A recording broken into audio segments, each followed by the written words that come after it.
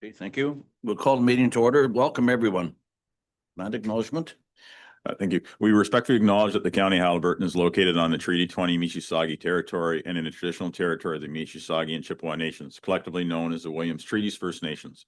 We acknowledge the shared presence of Indigenous nations throughout the area and recognize its original inhabitants as the stewards of its lands and waters since time immemorial. Thank you. I do have a few opening remarks this morning, and I'd just like to share them with you quickly. And I'd just like to say good morning to everyone, members of council, staff, and members of the public. Today, we're introducing an important and timely discussion regarding a proposed community-wide governance review study. Council directed this staff report to be brought forward in the best interest of the community. As noted in the staff report, a governance review provides us with an opportunity to step back, take a comprehensive look at how we operate, and ask whether our current structures are serving us as well as they could or should. The goal is to build a clear understanding of what is working well, where there may be gaps, may be challenges, and what opportunities exist in improvement. Council's role today is to begin that conversation, to consider the scope, objectives, and approach to the proposed review, and provide direction on how we move forward. I encourage all members of council to approach this discussion with openness and a focus on the long-term interests of our community. This is an opportunity to shape the future of how we govern and ultimately how we serve the people. And I want to be very clear on this. A reminder today, while we might be together as a council decide to begin the study, it will be the decision of the council that follow us, the 2026 to 2030 council, to decide how we as a community move forward and the results. Thank you. Any disclosure of pecuniary interest?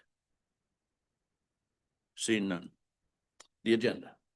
That the April 8th, 2026 Haliburton County Council agenda be approved as presented.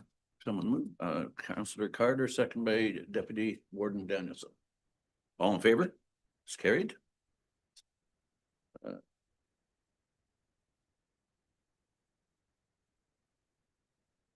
The consent agenda. If we might, Warden Burton, we do have Gina Robinson from Search to do a delegation to council regarding item A1 on the agenda today. All right, I thought she was going to do it with Sue. Go ahead, please. Good morning, Warden Burton and members of council. Before you is a report about Schools Cool, a Search Community Services program and the community programs funding need, with a request for funding support to be drawn from the county's Community Health and Wellbeing Levy. This report was scheduled to come to council in March. However, due to the cancellation of that council meeting as a result of a storm event and the time-sensitive nature of the request, council delegated authority to the CAO to authorize the one-time funding support to Search Community Services. The presentation we will hear today is to provide council with details of the program and to answer any questions that you have. Today, Gina Robertson, Executive Director of Search Community Services, is here to tell us about the Schools Cool program, which has addressed a school readiness gap and prepared children for school in Haliburton County for the past 25 years. Thank you for being here today, Gina. I'm delighted. Good morning, Warden Burton and councillors. So I thought I would take a bit of a step back and tell you why more kids are struggling at entry to kindergarten, and what we can do about it. So actually across Canada, 1 in 3 children is not ready for kindergarten, which means that they don't take advantage of the educational opportunities and the enthusiasm and so on and so forth. And so it's not really about parenting. It reflects the changing conditions in families and communities across our region here and elsewhere.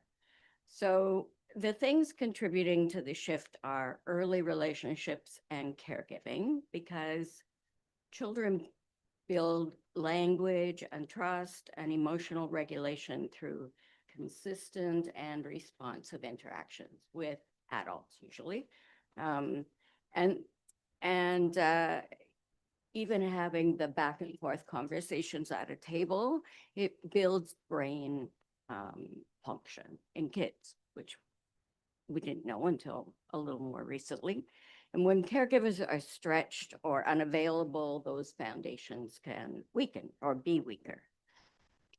Second is poverty and chronic stress. And so I think our poverty rate is around 20-something%.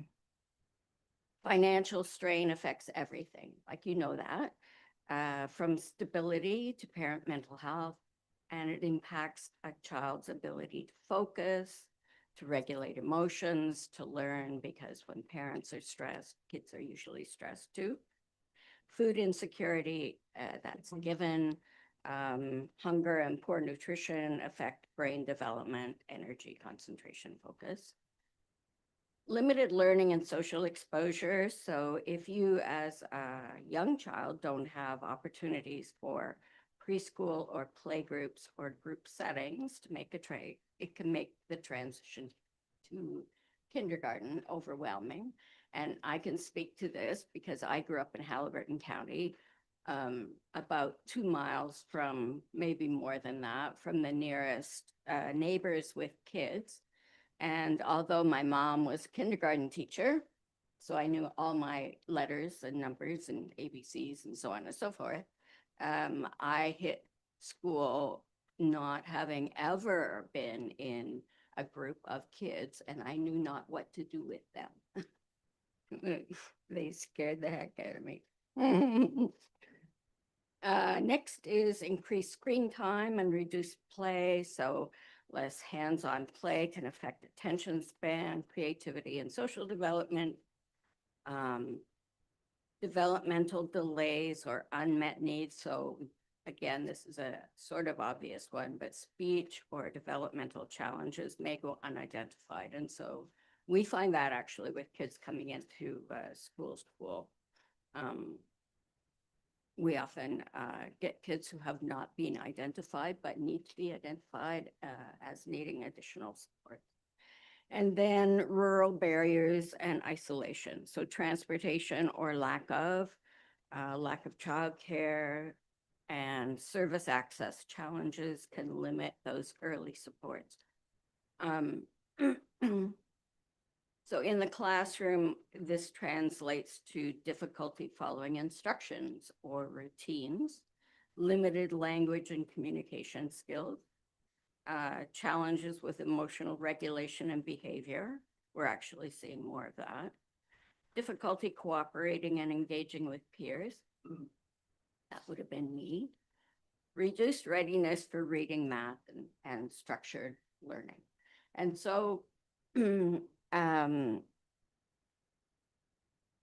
thing is that you may or may not know is when, if this is sort of where kids are supposed to be at in order to take advantage of their learning, and they enter low throughout school, they don't catch up.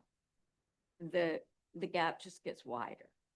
And what happens then are all the other things like early dropout, lower income, mental and physical illnesses, poor health, that kind of thing. So this is an upstream approach. What we hope is to intervene before children enter school and to make an impact so that they are able to compete in our workforce, be productive citizens, et cetera, right?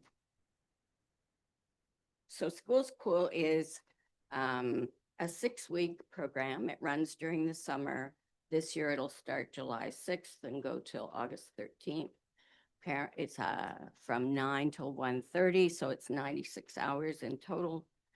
There are well over 100 activities that are scaffolded on each other. So they build on each other throughout the program.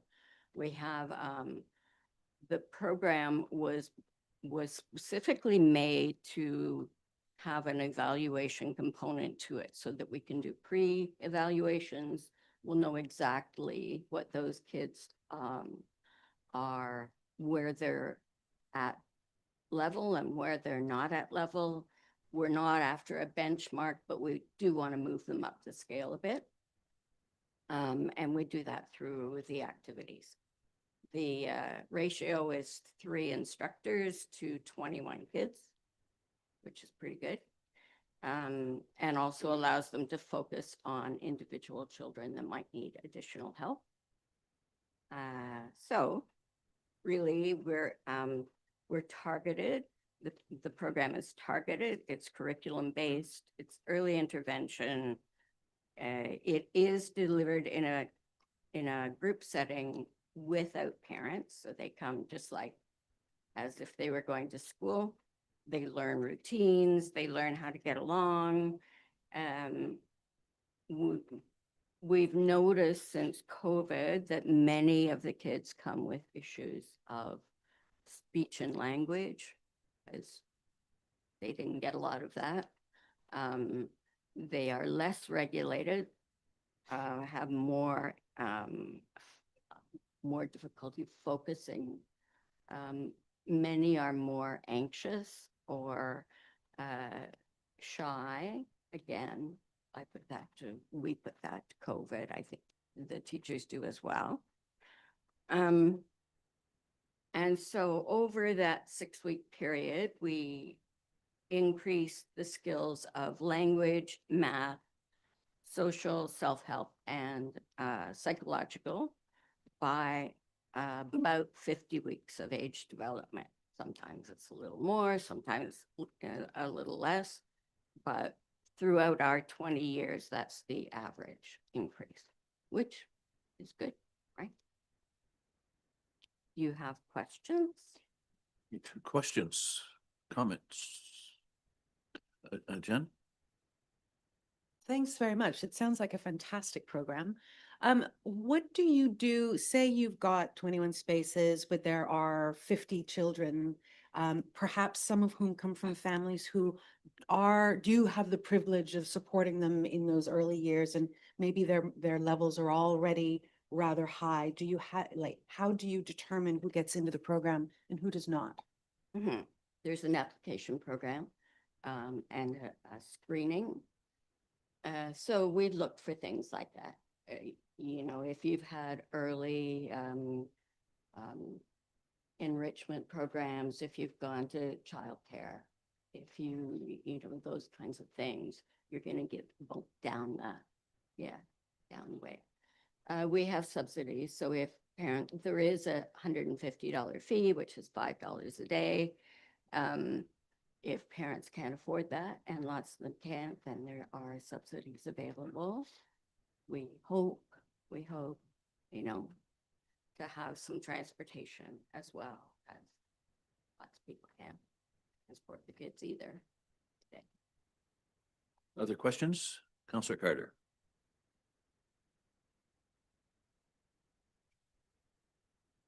It's the middle button.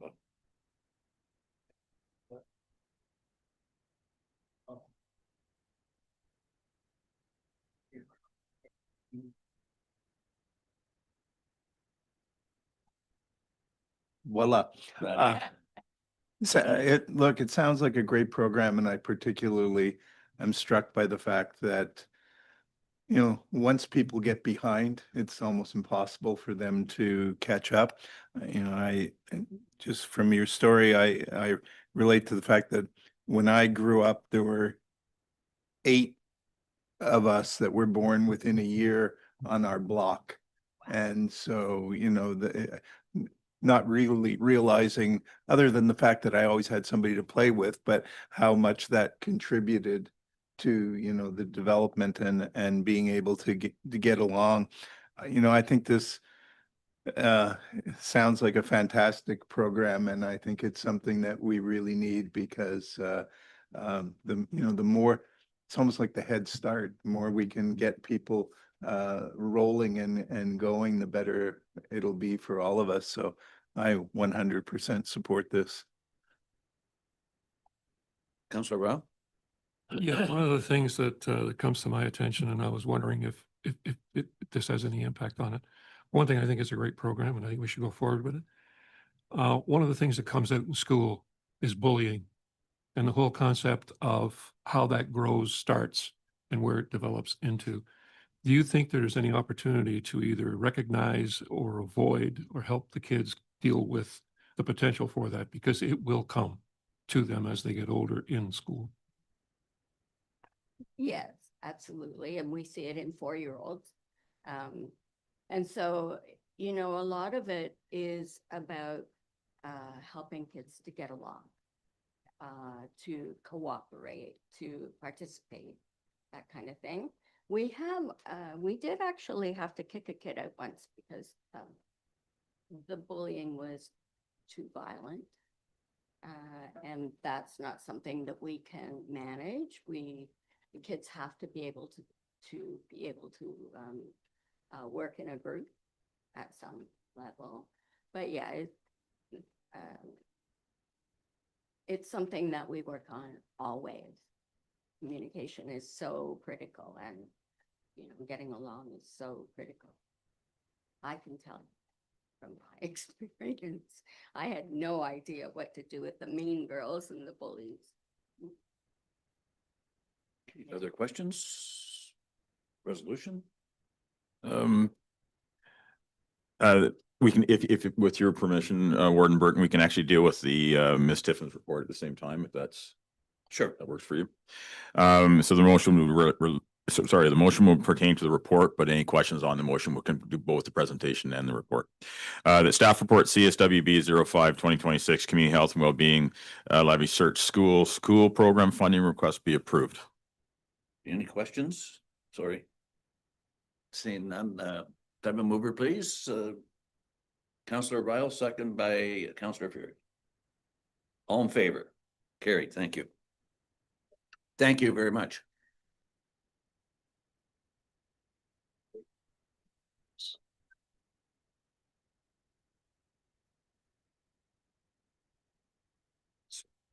The consent agenda? The items listed under the heading consent agenda for April 8th, 2026 be adopted as presented. Have someone move? Councillor McKechnie, second by Deputy Warden Danielson. All in favor? It's carried. Item A2, exploring the future of Haliburton County, affordable and governance study, structure study, CA. Warden Burton, do you mind if I just stay here, or do you want me to go up to the? You can All right, stay I'll right just- there. thanks. Yes. We had the presentation, Travis.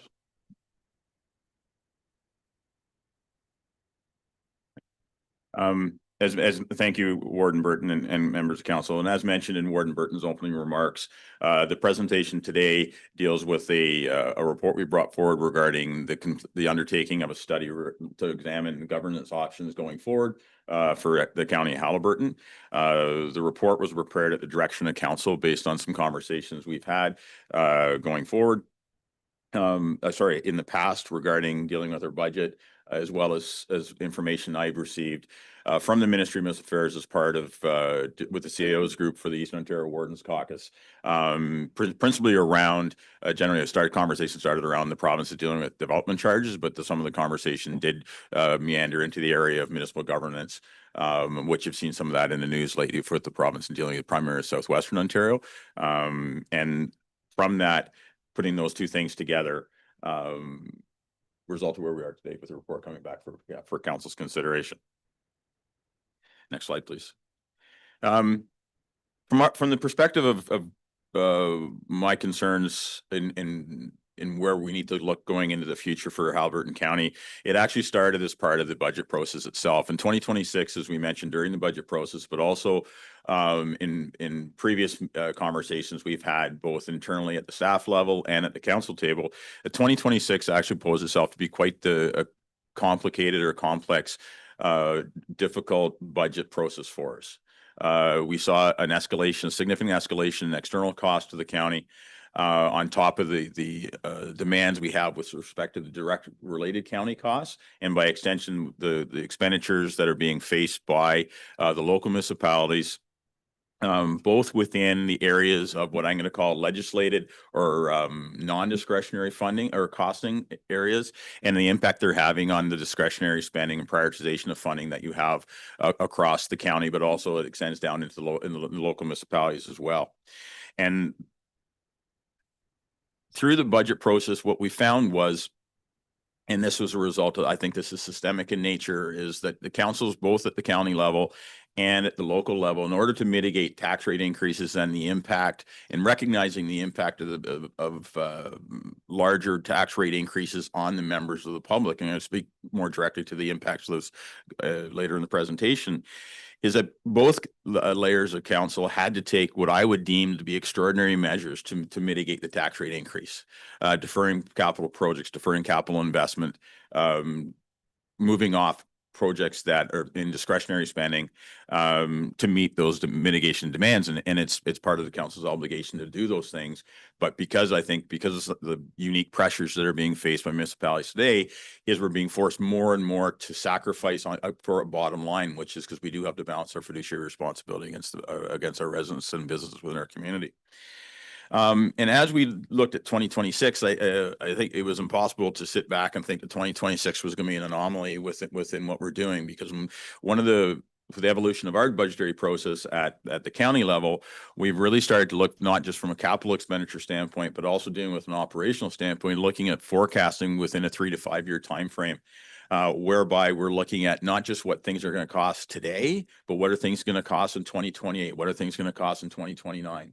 And because without doing that sort of forward planning on the operational side, most municipalities do it on the capital side because it's part of your asset management program and they're usually large ticket items, but sometimes the operational forecasting gets left behind.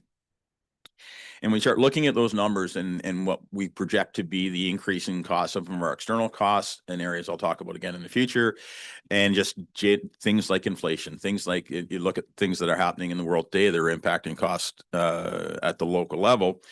The financial outlook was looking concerning with respect to how we fund, how we're able to fund, and what that impact will be on the local municipality. And because of those aspects of those concerns raised to council, council directed us to take a little deeper dive as to what that looks like going forward. Initially, we did a high level internal look at what those costings were, not only for the county, but also using information from the local municipalities as to what the individual local municipalities' costs would look like over the next 3 to 5 years, excuse me. But also with respect to what the aggregate cost would be, because in a two-tier system there's cost at the county level, they're aggregated with the cost of the local municipality that are borne by the ratepayers within the community, and that should be a vision we have to have going forward as we're spending money, is what is the downstream impact of those decisions made on the various spending aspects for going forward. With respect to the undertaking of the study itself, and again, getting back to the province and my conversations I've had with at both the minister level and the senior ministerial staff at Ministry of Municipal Affairs and Housing, is that what we're looking at doing here, and as from the study perspective, is in keeping with the province's goals and alignment of how they view what the roles of municipalities are within the construct of how we function. And that is create an economic environment that facilitates growth, but more importantly, builds capacity to allow not only the growth component, but the people that are already here, the businesses that already exist, that they can continue to exist here, but not only just exist, but thrive within our community. And by building that capacity, by looking at how we prioritize spending and how we are allocating the funds and how we're collecting the funds, that allows us to make sure that we're keeping the things in place that make Haliburton County. Because it's not just about social service spending and external costs, which are all very important to us, but we do have amenities that discretionary spending amenities that we need to make sure we invest in to allow our tourism industry to grow, to allow people to want to live here, people want to do the things that make us great to continue going forward. And that's what this study will do. And because the ultimate goal of it is not only the facilitation of growth, but create a stable economy. And I remember going back to my old economic development days, one of the key features that site selectors, the large site selectors, would look at, yes, they look at the bottom line numbers as to what your tax rate is, but they also look at the stability of your tax rate. They're looking for peaks and valleys. And the more we can actually flatten that peak out where you're not getting extremes year over year or every second year, that's a sign of a healthy, stable economy. And that makes people comfortable to live here, but also comfortable people to invest here. And those are the type of things will come out of this study. Next slide, please. again, as I mentioned before, on the last slide, was our responsibility is to create the environment for growth and long-term stability. But it's also, from our standpoint, it's the fiscal obligation of myself as the CAO for the county, and by extension from me to report to council where I think areas we need to address and look at more deeply. And by extension, the direction council has given to date is council's fiduciary obligation to the community to make sure that we are doing everything we can to mitigate rate increases, regulate our spending, but also demonstrate that the spending we're doing has been well thought out, well planned, is sustainable, and achieves what the stated goals are going forward, but also recognizing the community's role in that, and we're meeting the needs of the community going forward, not just on a 4-year cycle, but every year and every decision we make going forward.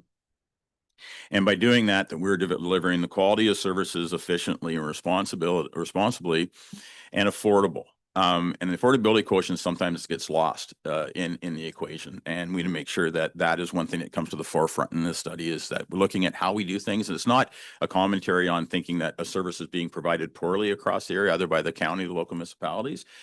But is it achieving its certain goal, and is it being done in the most efficient way possible, either from an expenditure standpoint or an operational standpoint? And this study will focus more on the expenditure standpoint, building on previous studies that talked about the service delivery aspect of it as well. And as I mentioned before, this allows us to do things that build the capacity within our municipalities. It's a phrase you don't hear very often of building capacity, but that's the key, is you by building capacity, by making sure you're prioritizing how the money is spent and it's being spent in the proper way and with forethought going in for the long-term stability of it, it allows you to adjust over time when things happen. So you're being much more proactive than reactive to the situations that happen around you, and allows you to mitigate any of the spikes unnecessarily throughout your year or throughout your term. And that is the underlying or overarching theme of what we do in response to the community. Next slide, please. The primary purpose of this study, and this is from our perspective, this is putting the community first. This is just not about justifying what we do as an entity and justifying structures or whatever. This is about understanding what the community needs, and putting the interest of the community and ratepayers, if you will, first. It may sound cliche, but from my perspective, the senior staff level, at the staff level in its entirety, is also with respect at the council table, is that we are stewards of the taxpayer dollar, the money we collect, and not only the money we collect, but how we spend it as well. And we should be able to stand up and categorically state it was a good spend or a bad spend or a good investment or a poor investment, and then react accordingly through that. And that's what we're looking at doing too. This also allows us to demonstrate accountability across the community, and also responsibility to the taxpayers as well. And it's just not a matter of saying, well, yes, this is just how we do things. Is it the right thing? Are those things what is the benefit from the investment in that area? And is it sustainable, and is it achieving the goals we need going forward?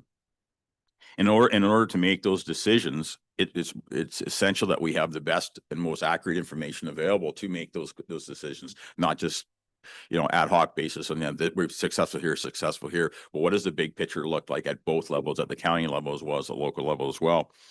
And so by that extension, we're viewing this as a community-based study. This is a community benefit study. This is around understanding what the community needs, understanding where the investment is required based on the needs of the community. And also at the end of the day, creating that stable economy I talked about going forward. And I'll repeat this a number of times during my presentation, and Warden Burton mentioned it with his opening remarks, is that the intent of this study is not that a decision will be made on the outcomes or the findings of the study. The study will be completed. The study will be released to the public, and then it will be forwarded on to the incoming council in December of 26 for the term coming forward, to address and make decisions on the best recommendation they feel for going forward for what the best needs of the county is at both levels going forward. Next slide, please. Just from a high level standpoint, and I'll get into more detail with these as we go forward. But part of the deals we're looking at now is actually identifying the problem and challenges. I think we, at a certain level, we understand what some of the challenges are, but what do they look like when you actually pile them all together? When you actually take all the challenges and different problems we're facing within our organization, be it structural, be it systemic, being legislative, is how do those all come together going forward? And at a very high level, and I'll speak to these in more detail later on in the process, is that the complexity of the financial landscape has changed significantly over, well, since I started in the early 90s, it's changed dramatically since the early 90s. But even in the last 5 years, the complexity and intricacies of and demands of the fiscal landscape within municipal governance has changed dramatically going forward. And it's something I don't think our current structure has kept up with that level of complexity and change. External pressures, I've said this before, I mean, Ontario is the only province in Canada that is responsible for healthcare. It's the only, where municipalities are responsible for healthcare. Only province in Canada where municipalities are responsible for housing. Like the large ticket items, that burden is being borne by municipalities in an antiquated system. Is how do we address that going forward? And the costs are going up as across the way we've seen over the years. And this is, again, is not a commentary on the services, external services we're purchasing or paying for. It's just a fact that those costs are going up, and we have to bear our burden of them. And with the external side of things, we don't have a say in those things. We just have to, we get a service and we pay for it. But I think now we're looking at how do we make sure that we have the money is there to pay for it, as well as other things in our municipality.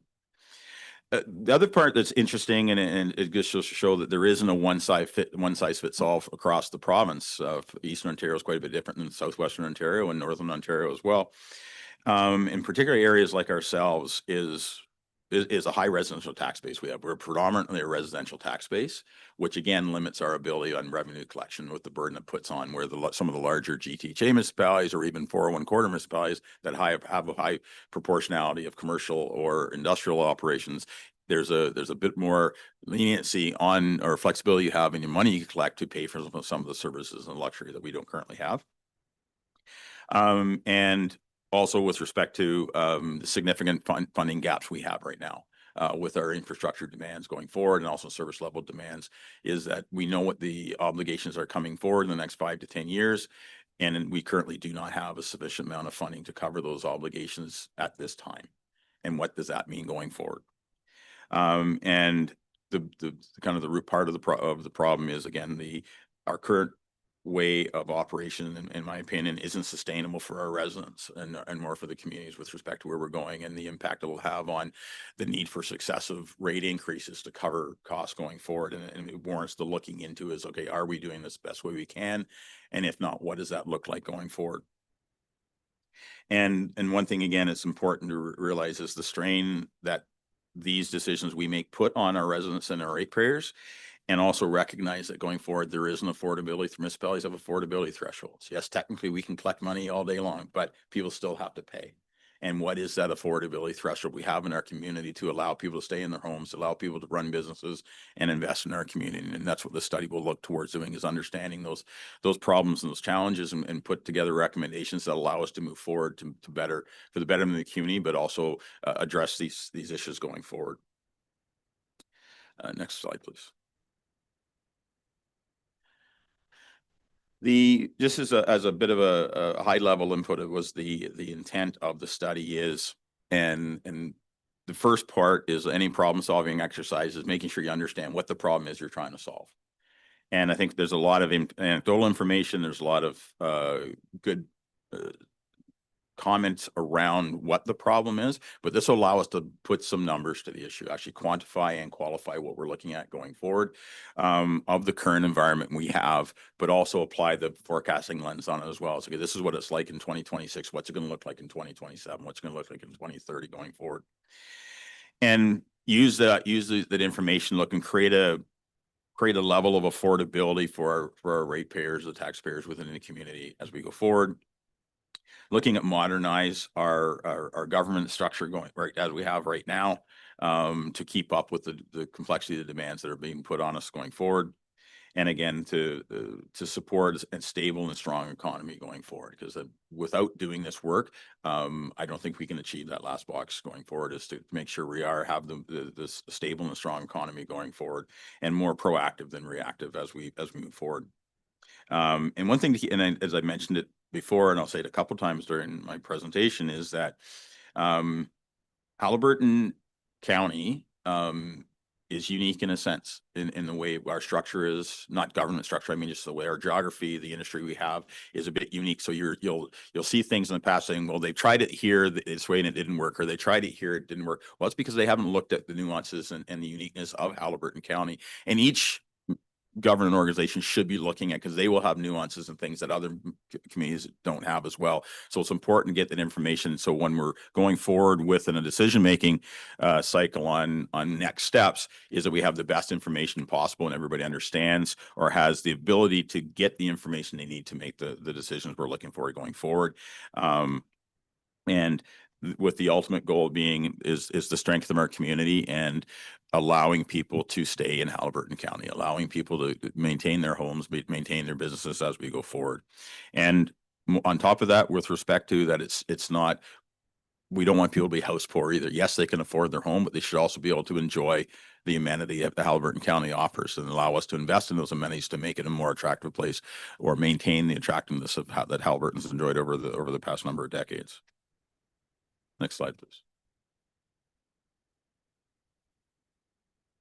Fingers aren't working. It's commitment to accountability. I've spoken to this a little bit before, early in the thing, but it's the thing that we kept coming back to at the senior management table when we're having these discussions going forward, is we want to make sure we can keep what makes Haliburton County Haliburton County. And the greater financial demands we have on ourselves with external costing, it decreases our discretionary spending, our discretionary ability to invest in things that aren't legislated. And so the more we look at making sure that we've created an element by where we can maintain or even increase the amount of money we have for discretionary spending on things like the softer services, like the park system, the trail system, things like that, the better off we'll be. If we go on, it's my position that if we don't look at something and change something, a greater percentage of our money going forward will continually be going to the non-discretionary pieces that don't address the softer things or the amenity features of that make Haliburton County going forward. And I think it's and that's, as I mentioned before, keeping our residents here, making it attractive for everybody to come here, making the necessary investments in to keep the attraction of Haliburton County going forward. And one of the first options we can do, because we can look at a number of things we do and we say, well, the province should be doing this, or the province should be better at this, or they should be doing this, which is great, but they're not, right? And how do we fit ourselves in that realm? Or when we're talking to the province, how do we express ourselves to the province that we're doing everything we can at our level to control our spending, to prioritize our spending, to invest properly going forward? We can't do that until we get our own house in order. Like, we can't go to the province and say, you need to do better, when we haven't looked internally and said, oh, are we doing the best we can? And this is the first step of doing that, is coming forward and putting a plan in place that actually addresses the fact, and we can honestly say to the provinces, yes, we have, here's what we've done. This is the best we can do under our current system. Now you need to help us, right? And by us, I mean all municipalities across Ontario, but specifically for us, this is what we need in Haliburton County. We've done everything we can with the tools that we have available to us. And then going from that is the accountability, is making sure that subsequent councils, as well as the community, understand what the options are, not what some guy said. This is what the actual options are. This is the information we have to make the decision and make it the best of our ability. This is the most accurate information we have.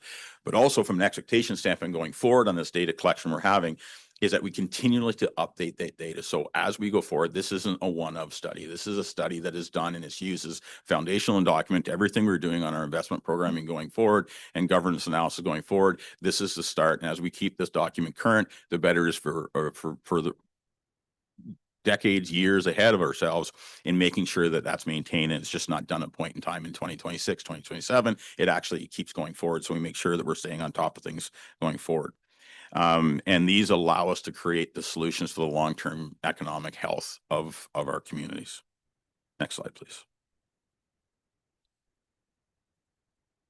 From the broader concept, this is, I'll try not to spend too much time on this. I think I could probably talk to this slide for about an hour. And this is on the broader context, what makes it difficult for us going forward. And this is why I think it's a bigger question than how fast we process a planning application or the services delivery, because this is systemic in nature, but also ties back into our relationship with the province and how do we work with them to improve the broader situation for a direct impact on Haliburton County.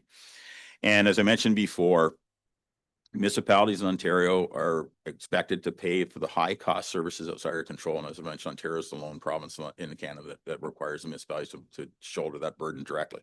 And these are our healthcare costs. These are our housing and social services costs. But beyond that is Ontario, again, is with the exception of the City of Toronto, is we're significantly limited by how we collect money. We are basically in Haliburton County, we're probably 99% reliant on property taxes. It's one of the most inefficient revenue generating tools we have, and the fact that it's a regressive tax in the sense that your ability to pay, the value of your house has nothing to do with your ability to pay. If you've lived in a house for 50 years and have been retired for 20 of those 50 years and your income isn't increasing or is actually regressed when you're retired from full-time work, the value of your house still increases, and with it, the cost of staying in the house increases as well, because it's not tied to your how much money you make or how your independent wealth. And so one of the things that we think that the province should be looking at doing is creating a system where there's more consumption taxes applied to municipalities versus the regressive tax of the property tax system. And there are a number of examples across the board that are being used. All you have to do is look much further than the City of Toronto, who has their own legislation. They collect a portion of the land transfer tax. They get 1% of land transfer tax. If we were able to collect 1% of land transfer tax in Haliburton County, we'd eliminate our infrastructure gap within a matter of years. And so the tools exist. We just need to make sure that we can work with the province to avail ourselves of those tools beyond the property tax as well. As I mentioned before, we're 98% residential. Our revenues are 98% residential revenues. That's 5 times higher than the provincial average. The provincial average is around 22%. We're 98%. So again, for our ability to collect money is limited by the fact that all our money comes from the residential landowner as opposed to commercial and industrial properties, which can generate greater levels of income and absorb increases greater than the individual residents can as well. With respect to the province, this is one of the lingering hangovers from COVID is that we have not had a reassessment of our property since 2016. They were supposed to be reassessed on a 4-year cycle. 2020 was the year for the reassessment. COVID hit, reassessment was suspended, and it's never come back. And so what it does is, because that suppresses our ability to collect revenues, because you can imagine the market value of a house between 2016 and 2026 is quite different between the two. We're collecting on the 2016 value. And it may say, well, people say, well, I mean, I'm paying less. Well, actually, people will be paying more because we're having to drag a greater percentage of your value out of your house to meet our current needs, because our prices haven't stayed at the 2016 level. Our inflation status, we have to pay for things as well. And the other thing to keep in mind in a municipality like Haliburton County is that the non-reassessment has a disproportionate negative impact on the lower income demographic of your community than it does the higher demographic. So the longer it stays on the reassessment doesn't happen, the greater the negative impact is on the most vulnerable sector of our society versus the higher socioeconomic group as well. And so that piece as well. And we've been talking about this for years, is the infrastructure funding model is unpredictable and insufficient to meet our needs. And we're working with the province, and the Ministry of Infrastructure is actually they look like they're going down the road looking at doing recreating a system that actually recognizes municipalities that are doing well, municipalities that are following the requirements with their asset management planning, investment planning as well. So there is some movement there, but we need to make sure we stay on top of the province and make sure that is there, so we can have some predictable funding that we can plan towards versus trying to create a whole bunch of shovel-ready projects and hope we win the lottery and get a couple grants and build things going forward. Next slide, please. The external pressures, so this is just Haliburton County itself, and that's the increases we had from going forward in 2026 budget. And one thing, there is a typo in the report. We referenced 50%, and it was actually 40% was the external pressure increase in the first draft of the budget. Council made some changes to external costs, which were primarily around the library system, that reduced it from 40 to 35%, but it's still a significant value going forward. And with the numbers we're looking at going forward, those external costs will be increasing going forward. And so it's just one of the things we're looking at. If you're looking at those top level of increases of, I believe that was the 6.2 million was the increase, Andrew, total. So if you're looking at any level of increase on that, when you look at $250,000 equals 1 percentage point increase in Haliburton County, it doesn't take long for the numbers to start increasing quickly on services that are this magnitude within our budget. Next slide, please. And so I mentioned this before, and it's worth repeating itself, is we're 98% residential tax base. And when you combine that with the fact that based on the census information from 2021, so it's from that period, that snapshot in time, is the average after-tax household income in Haliburton County is 17% lower than the provincial average. So it's from the affordability pay. So we have a dichotomy within the county is we have, from a socioeconomic standpoint, we have some people on the higher end of the socioeconomic platform, but we also have a significant number of people that are on the lower side of the socioeconomic platform going forward. And we must respond to both elements of the county as well. So now we're looking from an ability to pay standpoint. We have a significant portion of our county that is significantly below the provincial average on after-tax income within our community. And we must be able to address that as we try to create a stable economy within the community. And as I mentioned before, it's 4.7 times higher than provincial average, 21%, and that's significant. And we're a tourism-based economy, which also adds to it as well, because we have a permanent population around 20,000 people. We have a seasonal population that will jump up into the low 40s. And so we're having to do infrastructure planning on the peak, right? So we're having to do infrastructure planning on the peak numbers, on our roads, bridges, amenity systems, in-ground infrastructure plants, those type of things planned to the peak, but we're only getting revenues on the 20. But we're paying up into a 40. And so it's something that we're forced to deal with going forward. And it accentuates the fact that we need to make sure we're spending all our money as wisely as we can. And as a result, because of that increase, it's our permanent residents are paying a disproportionate level of the costing going forward, which isn't unusual for a tourism-based economy, but ours is accentuated because of the lack of diversity in our assessment base. Next slide, please. And these are future pressures we're looking, and this is when we started looking, okay, we looked at 2026 and it was a difficult time going forward for us, and we were able to come in with a certain number, but it still didn't solve the problems. We were looking for what are the demands on us going forward, and they're not inconsequential. We currently have, over the next 10-year period, roughly around $70 to $80 million of demand that's just the county. That's not the local municipalities, it's just the county over the next 10 years. 19%, we currently are underfunded by a tune of about $19 million, or that $70 million. We're $19 million short.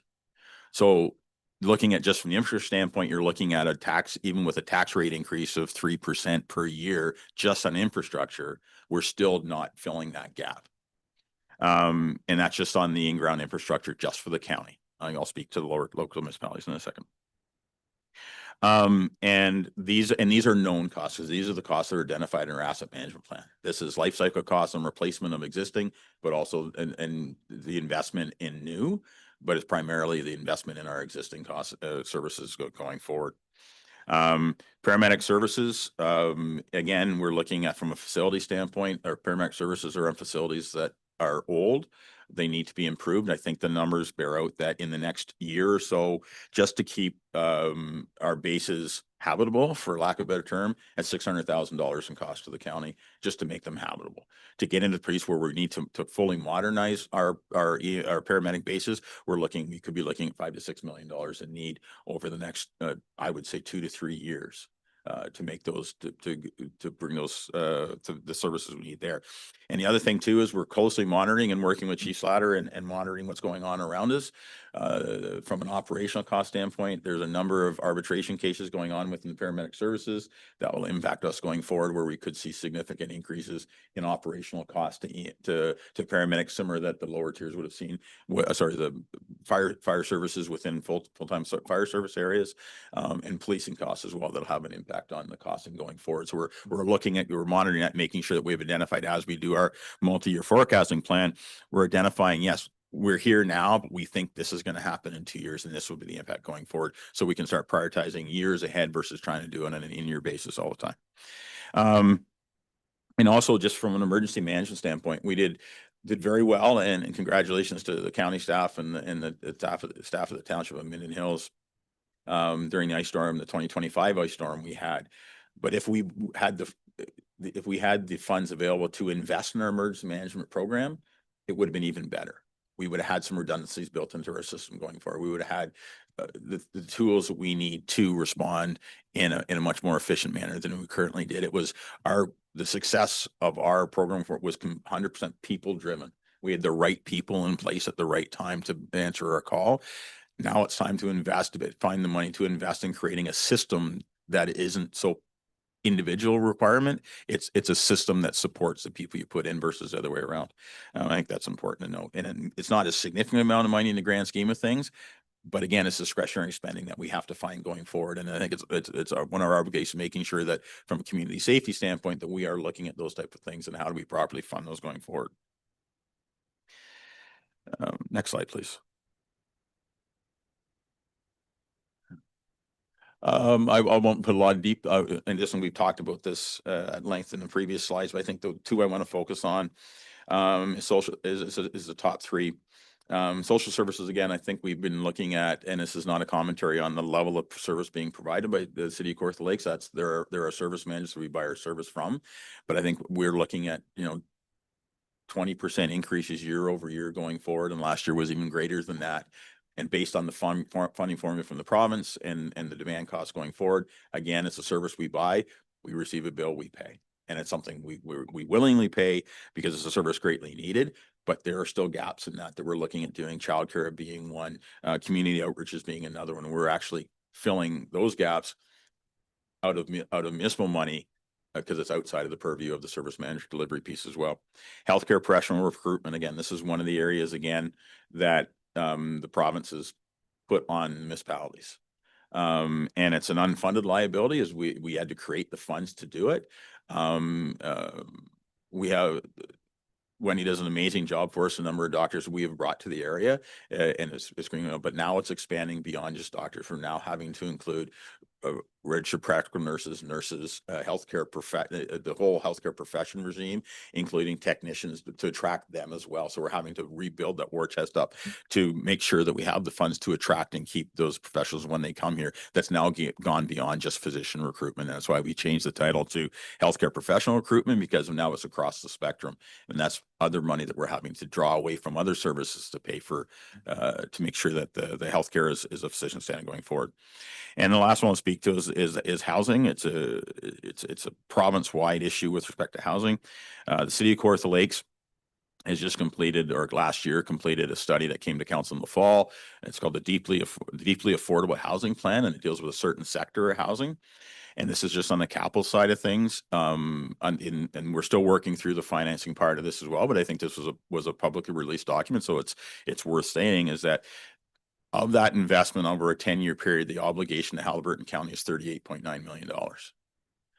And based on the study's worded, is that funding is actually front-end loaded funding. I think it's like 80% of the funding is spent within the first 5 years of that 10-year cycle.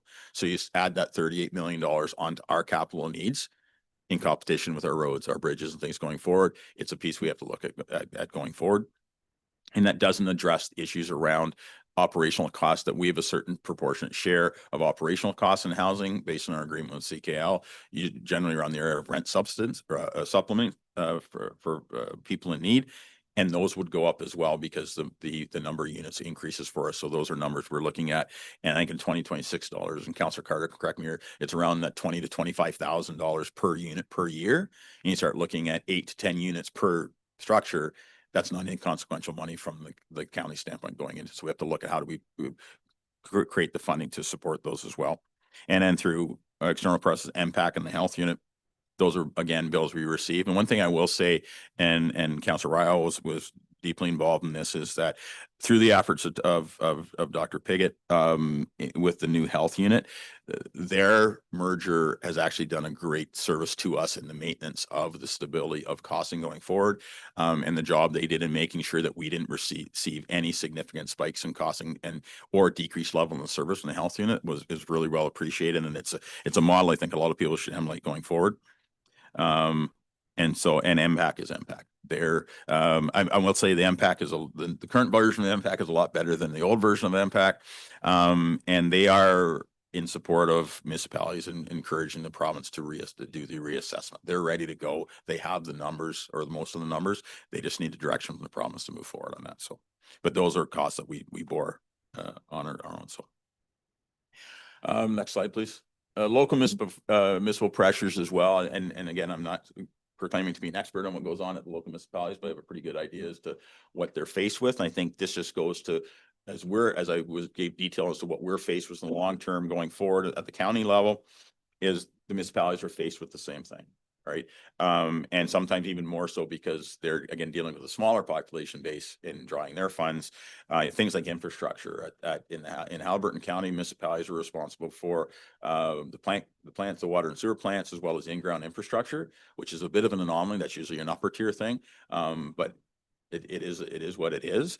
And I think Dysart's looking at plant expansion in the sanitary. I think in-ground infrastructure in Minden Hills is a concern. I think there's capacity in the plant, but there's not enough capacity in the ground. So that you have to significant investment going forward. Policing costs again. It's been a bit of there was a bit of a holiday. I think it was 2024. There was no increase applied to the policing costs in 2026. 2025. 2026 was capped at 11%, but this is the last year of the capping. Province has stated that it was a 1 year piece, which would mean unless they extend the capping, you're looking at going from 11% increase in 2027 upwards of 20% increase in policing costs in 2027. And so those factors need to be put in place for the municipality. And then the softer costs or discretionary spending that I know Minden is addressing this now, and Dysart is areas around investment in downtown rehabilitation and revitalization, your park system, your trail system, things of that nature. Is that until we start looking at how to prioritize the money, the less resources will be able to put into those type of things. That's the needed going forward. And that's what, again, the dragging the costing for the local municipalities going forward. By a better understanding the environment, better understanding the future and options available to us going forward, it allows us to address these issues in a much better fashion. Next slide. The governance. So currently right now we're looking at is 5 separate municipalities when you include the county, but over a population of 20,000 people. And is this the most efficient system of governance that exists? I'm not saying it is or it isn't. I'm saying, but that's the question. And I think the underlying piece that we need to look at going forward is when you look at the complexities of a municipality in 2026, being asked to solve 21st century problems and complexities with a system of governance that was created in the 19th century. And is it the best system we have, or is it something, or whatever that would be? And that's current. We're looking at how do we identify what that system would look like, and what its impact would be on the stuff we're talking about around affordability going forward, and making sure that we're doing things that creates coordination, creates systems that are meaningful and facilitate growth, as well as the capacity building I talked about earlier, is responsive to the needs of the ratepayers as well, and delivers the level of service that's expected of us going forward. And also to make sure that whatever changes are being made, that they're sustainable over time. It's not make a change and it's good for a couple of years, is creating a system by which that can be adaptable going forward to last for decades going forward. Next slide, please.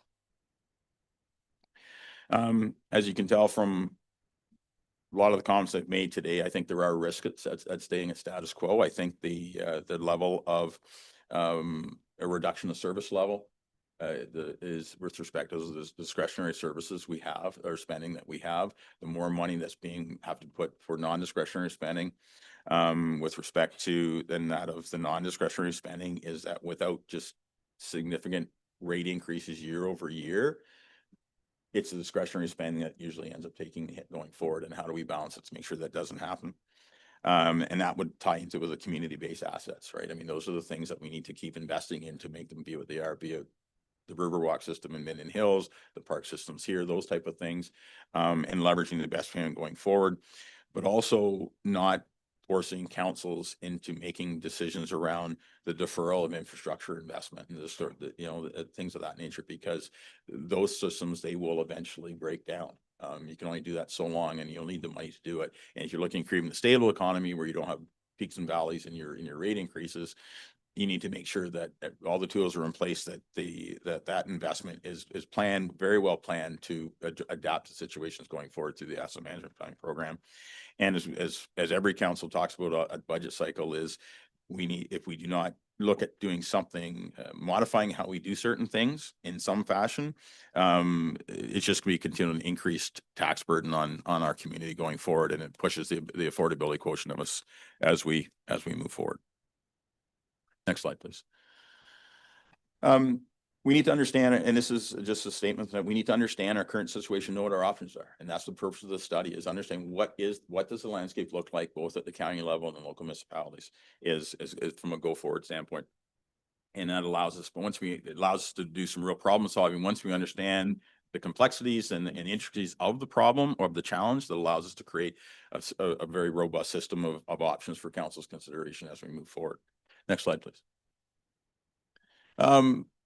So part of the recommendation is that we engage EORN, the Eastern Ontario Regional Network. They are a product of the Eastern Ontario Wardens Caucus, of which Haliburton County has been a member since they were founded. I think it was 2003 is when UWC started. And they were created, the Wardens Caucus and through EORN were created to do things that we're talking about now. They understand Eastern Ontario, they understand the needs of Eastern Ontario, and they understand the nuances that we have versus Southwestern Ontario. And they have strong linkages into the provincial government to gain the support for looking at doing things differently and new things. And they're dedicated to improving the economic viability and growth and quality of life within Eastern Ontario. They are an independent consultant, I think, which is key going forward, is like, do we have the talent within our organizations to do a study of this? Yes, we do. But I think it's important that there's an independent review of it, so there's no bias, unintended or otherwise, coming forward, so that both council members, staff members, and more importantly, the public can feel confident in the information they're getting is the unvarnished truth as to what we're looking at and providing innovation going forward. By going with EORN, they can meet our type timelines, and I'll talk to the timelines in a minute. And the depth of municipal knowledge they're bringing to the table is quite substantive, with the former CAOs, financial people, former deputy ministers that will be sitting on this review team, have significant, like, decades and decades of municipal experience, but at the highest level, but also within small rural communities and within Eastern Ontario. So they understand the difference of us versus Southwestern area, us versus GTHA, or even the difference between us and even in Eastern Ontario, the 401 corridor municipalities in Eastern Ontario, which are different than us going forward. And they also have some relevant experience in that they were the project managers for the broadband project that went through Eastern Ontario. They also did some municipal governance work for the county of Peterborough just recently as well. So they bring that to the table as well. Next slide, please.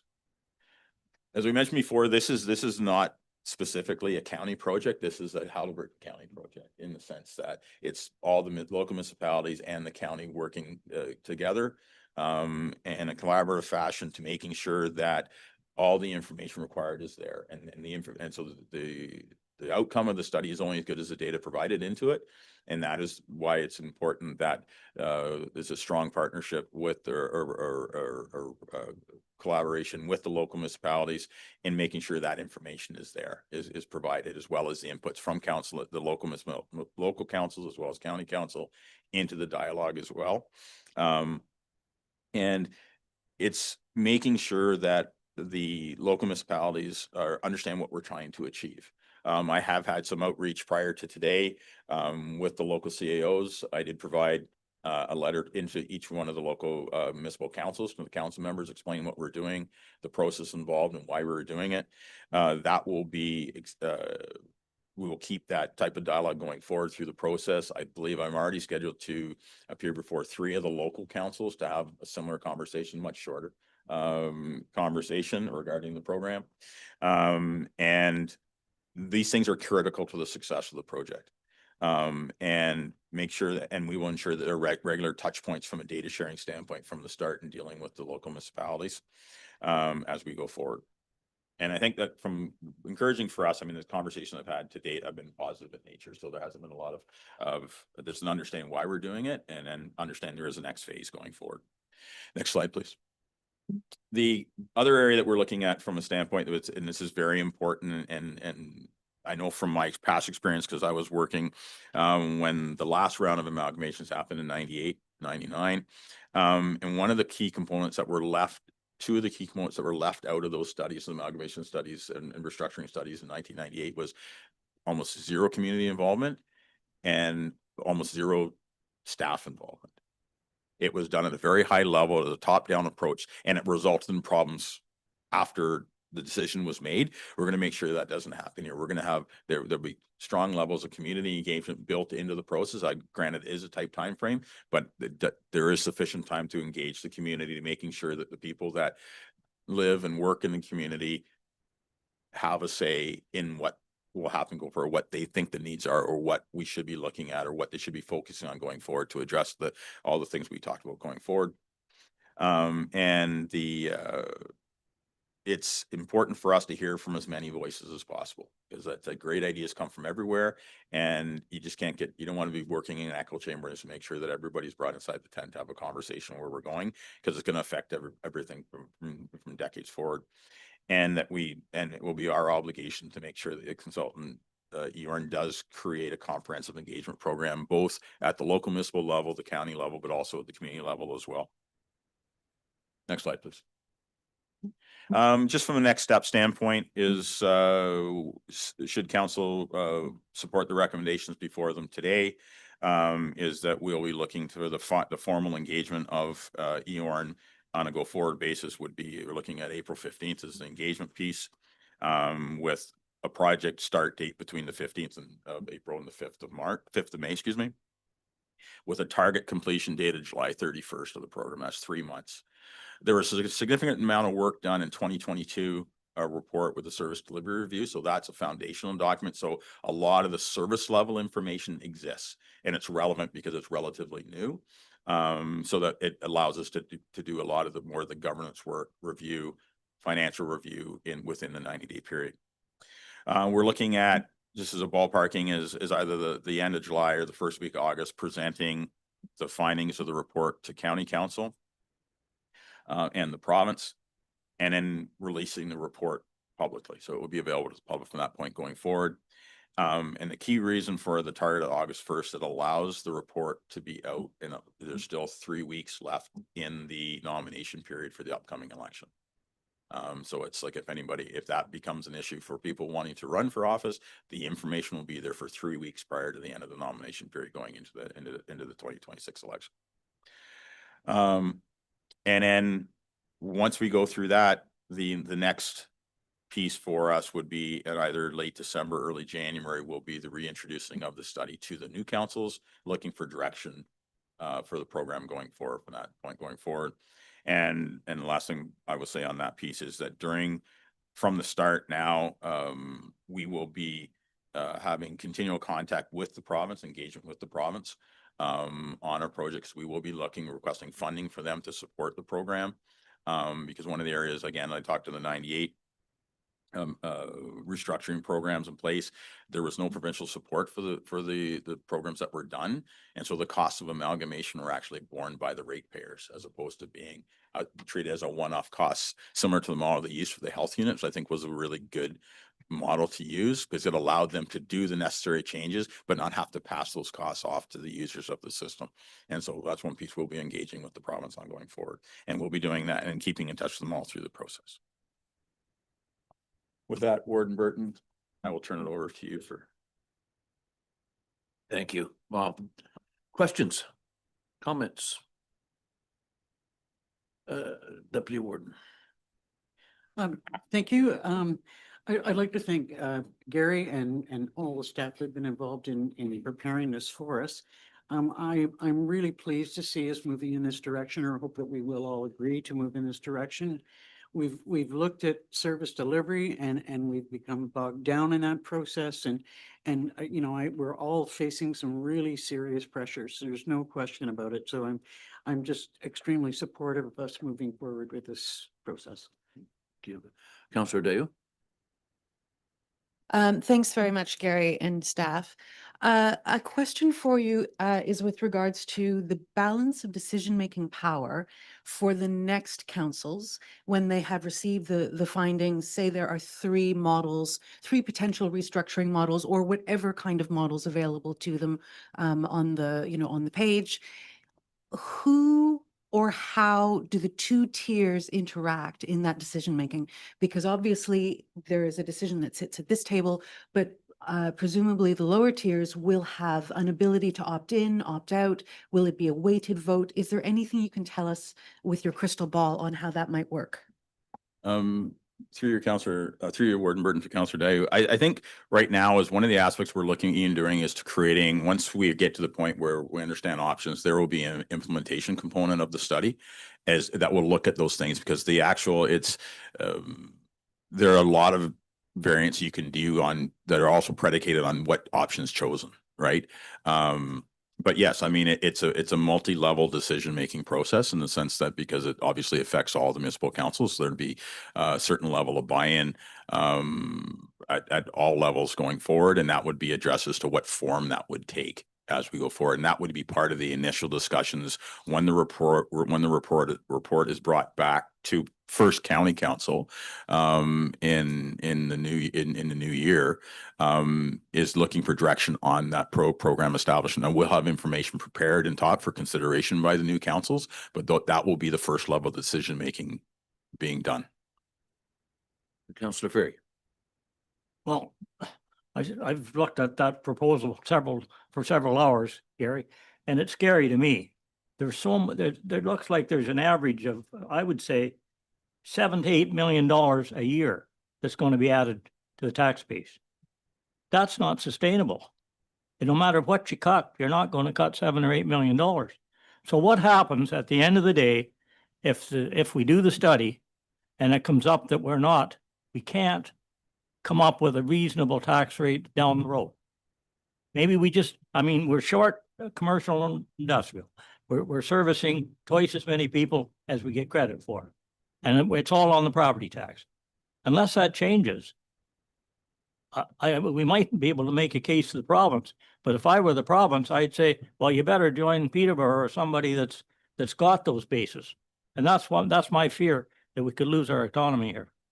Well, I think two responses to your question. The first part I'll go back to is just based on my review of the numbers, I think there is potential for savings, significant level of savings. I won't give a number on it going forward.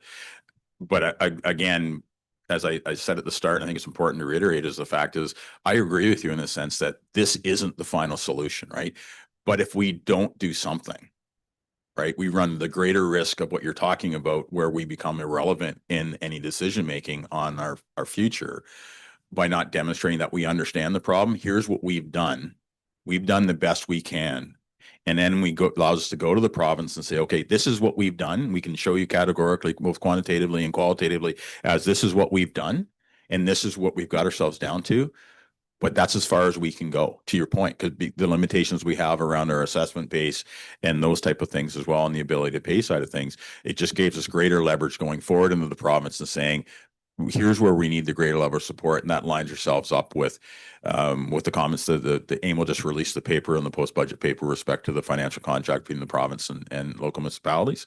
And then it gives us a sounder footing to have those negotiations, right? And yes, this is not going to solve all our problems, but it gets us a step further. It gets us a further down the road.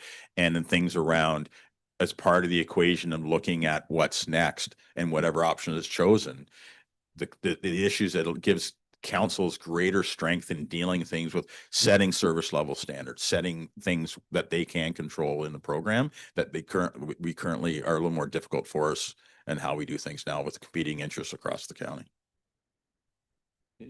Councillor Carter. So thanks for putting all this together.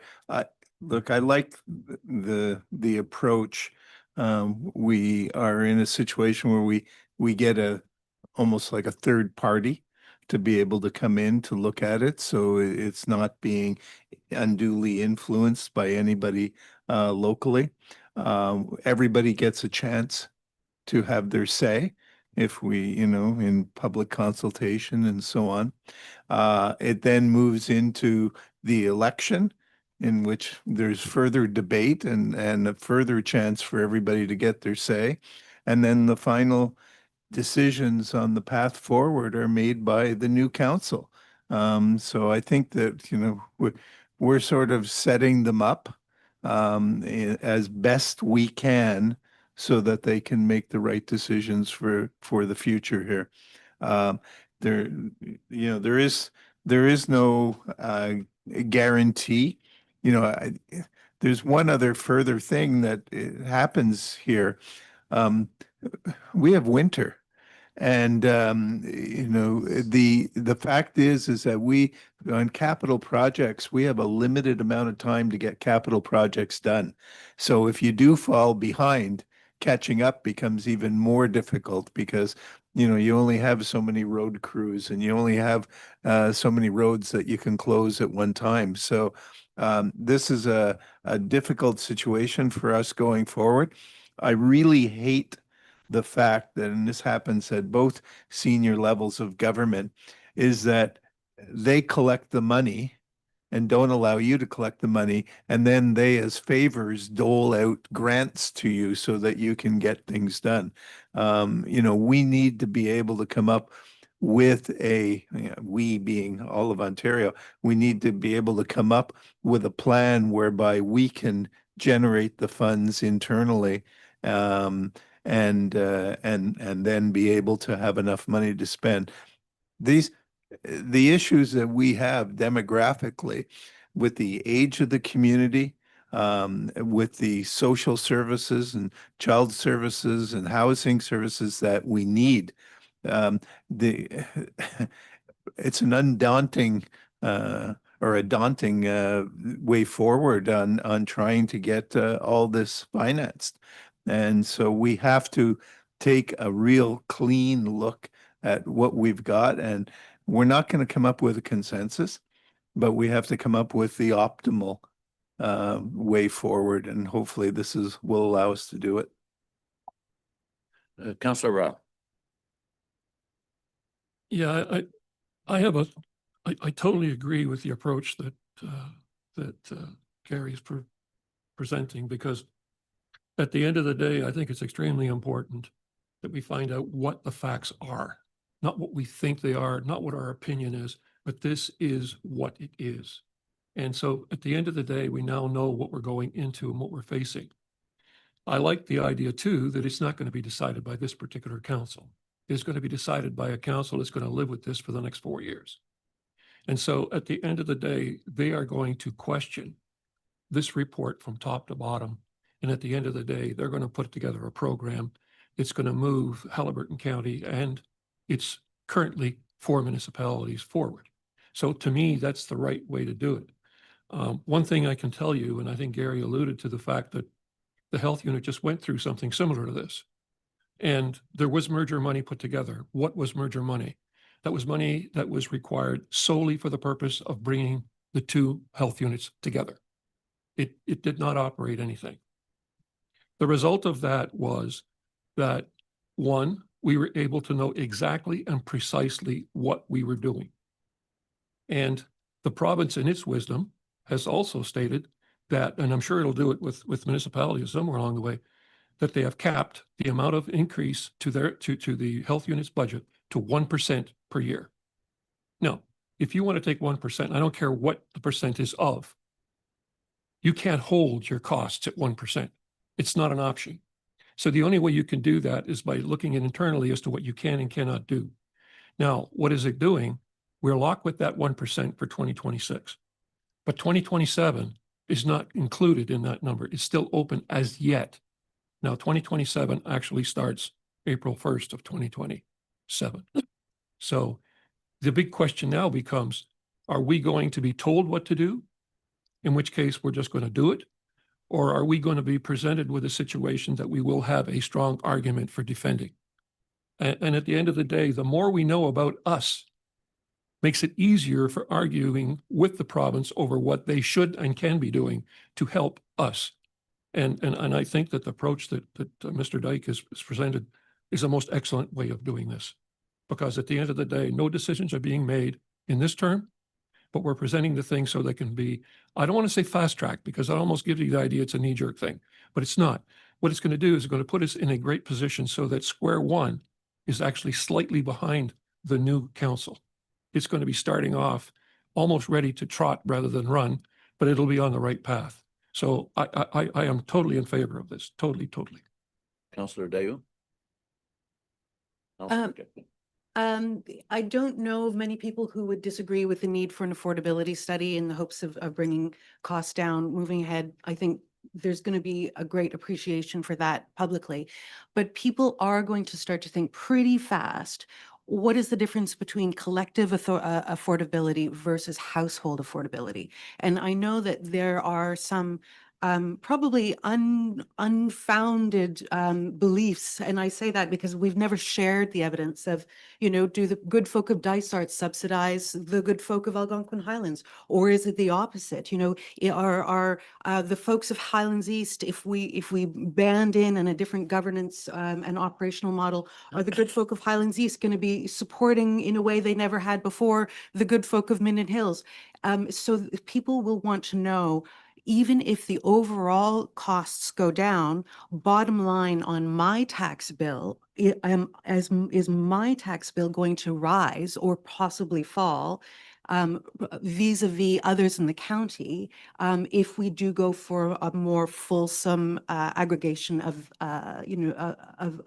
governance and operational models? So question is that something that we can continue to drip feed throughout the process? Can we say this would be the implications for this municipality, for that municipality, or is that too weedy, too detail oriented? Because I do think people will want to know. Yeah, through your Warden Burton to Councillor.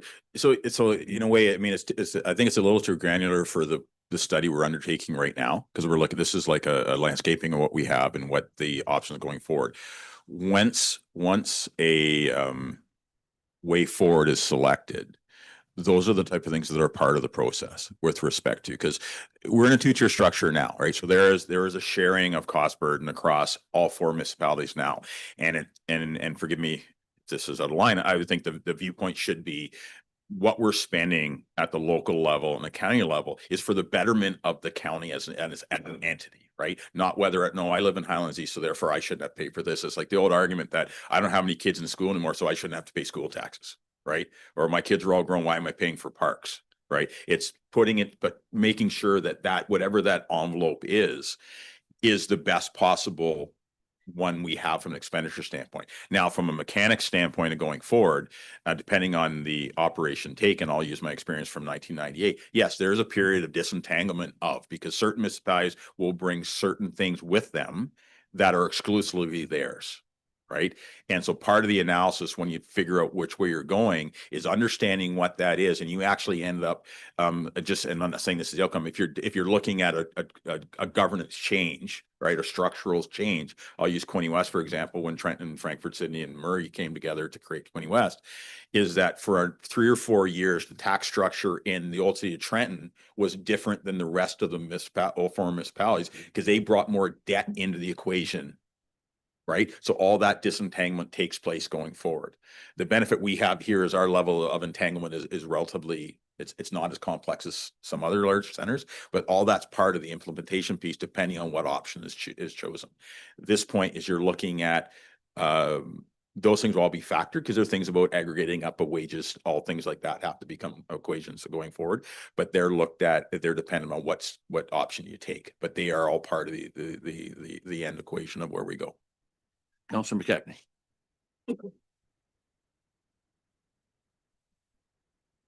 Yeah, like I know it was addressed here in regard to counselors and municipal staff, and all the municipalities are going to be involved, you're saying, from the group, which I think is really important. I think it's really, really important. And I just think that the bottom line here is, like, this is such a large problem of, and it's called money. And there's only one person paying the money, it's the taxpayers. And to me, that's the group of people that have to be really, really informed of what this final result is going to be. And I think in all these different options that are going to come out, I think it's really important, this is my opinion. And of course, I'm addressing, just like all the councillors are, in the best interests of Dysart taxpayers, whoever it is, in regard to what jobs are going to be lost. Well, how much money is going to be saved here? How much money? I know this is all going to be laid out, but I think that this has got to happen where it's so transparent that they can really make a decision that is in best interest of the municipality of Dysart or Minden or Algonquin, Highlands East. The taxpayers, that's the person that I'm thinking about here, is and I know we all are, but we're sitting here talking about such a large monster in the room. Like, we're talking a lot of money here, and I don't know where the cuts have to be made. Where are the cuts going to be made? Where's the service level going to go? Gary? Yes, so through you, Councillor McKechnie. I think on the first part of your question, Councillor, you're right on, and that's been the underlying or overarching theme that staff have been working with coming to today. And it was the failings of the 1998 restructuring program going forward. There wasn't a meaningful engagement within the community. There wasn't a meaningful engagement with the people that worked in the former municipalities that became the new entity. So there was gaps created, which created back end problems out of the amalgamation. And as I mentioned numerous times in the presentation, is one of the focuses and this is one of the benefits of the EOR team that's been assembled to look at this for us. They have an understanding of that. One of the gentlemen that's part of it led one of the amalgamations in 1998. So he's fully aware of what could have been better, right? And bring that knowledge coming forward. The questions around the who, what, how many, we don't know, because it's predicated on the option chosen, right? And go forward. And that's the information. So it's a two-stage process in the sense that within the next 90 days, we're doing the basically what an environmental scan of what we currently have. This is what we have right now. Here are the options for going forward, A, B, C, and D. Pick whatever door you want to walk through, right? At the next level, when that report is brought forward to the new councils, now there's another level of engagement, right? That you're speaking to, Councillor, in the sense is ensuring that, right? That the re-engagement happens with more specificity around the option types, the impacts, right? And one of the things I think is really important for us to, as part of this process, but also the next process, is making sure from a clarity standpoint, people understand what the downfalls were the previous levels of restructuring back in 98. Because you're hearing a lot of stories about, your taxes are going to go up 2-3 times through amalgamation or through restructuring. There are a number of factors that were at play in 1998 that don't exist today. In 1998, 3 things happened all at the same time, whether by design or just by pure happenstance. 1999, you had massive restructuring across the entire province. Went from 802 municipalities to 444 municipalities in a day. Within that contract, at the same time, through the Harris government, they eliminated the dedicated granting system that municipalities used to enjoy. In 1997 and before, small municipalities like ours used to get a 50-cent dollar for the purchase of large rolling stock. They used to get 80-cent dollars for the investment in in-ground infrastructure and plants. That was taken away in 1998 with the amalgamations. And the second part that happened in that time as well, and the reason I'm telling you this long answer to your story is that making sure that, to somebody's point earlier, that the information you put out there is clear to everybody, right? And be careful in the connections you make. Is the province also did a significant download on social services costs that were borne by the province and were now borne by the municipalities.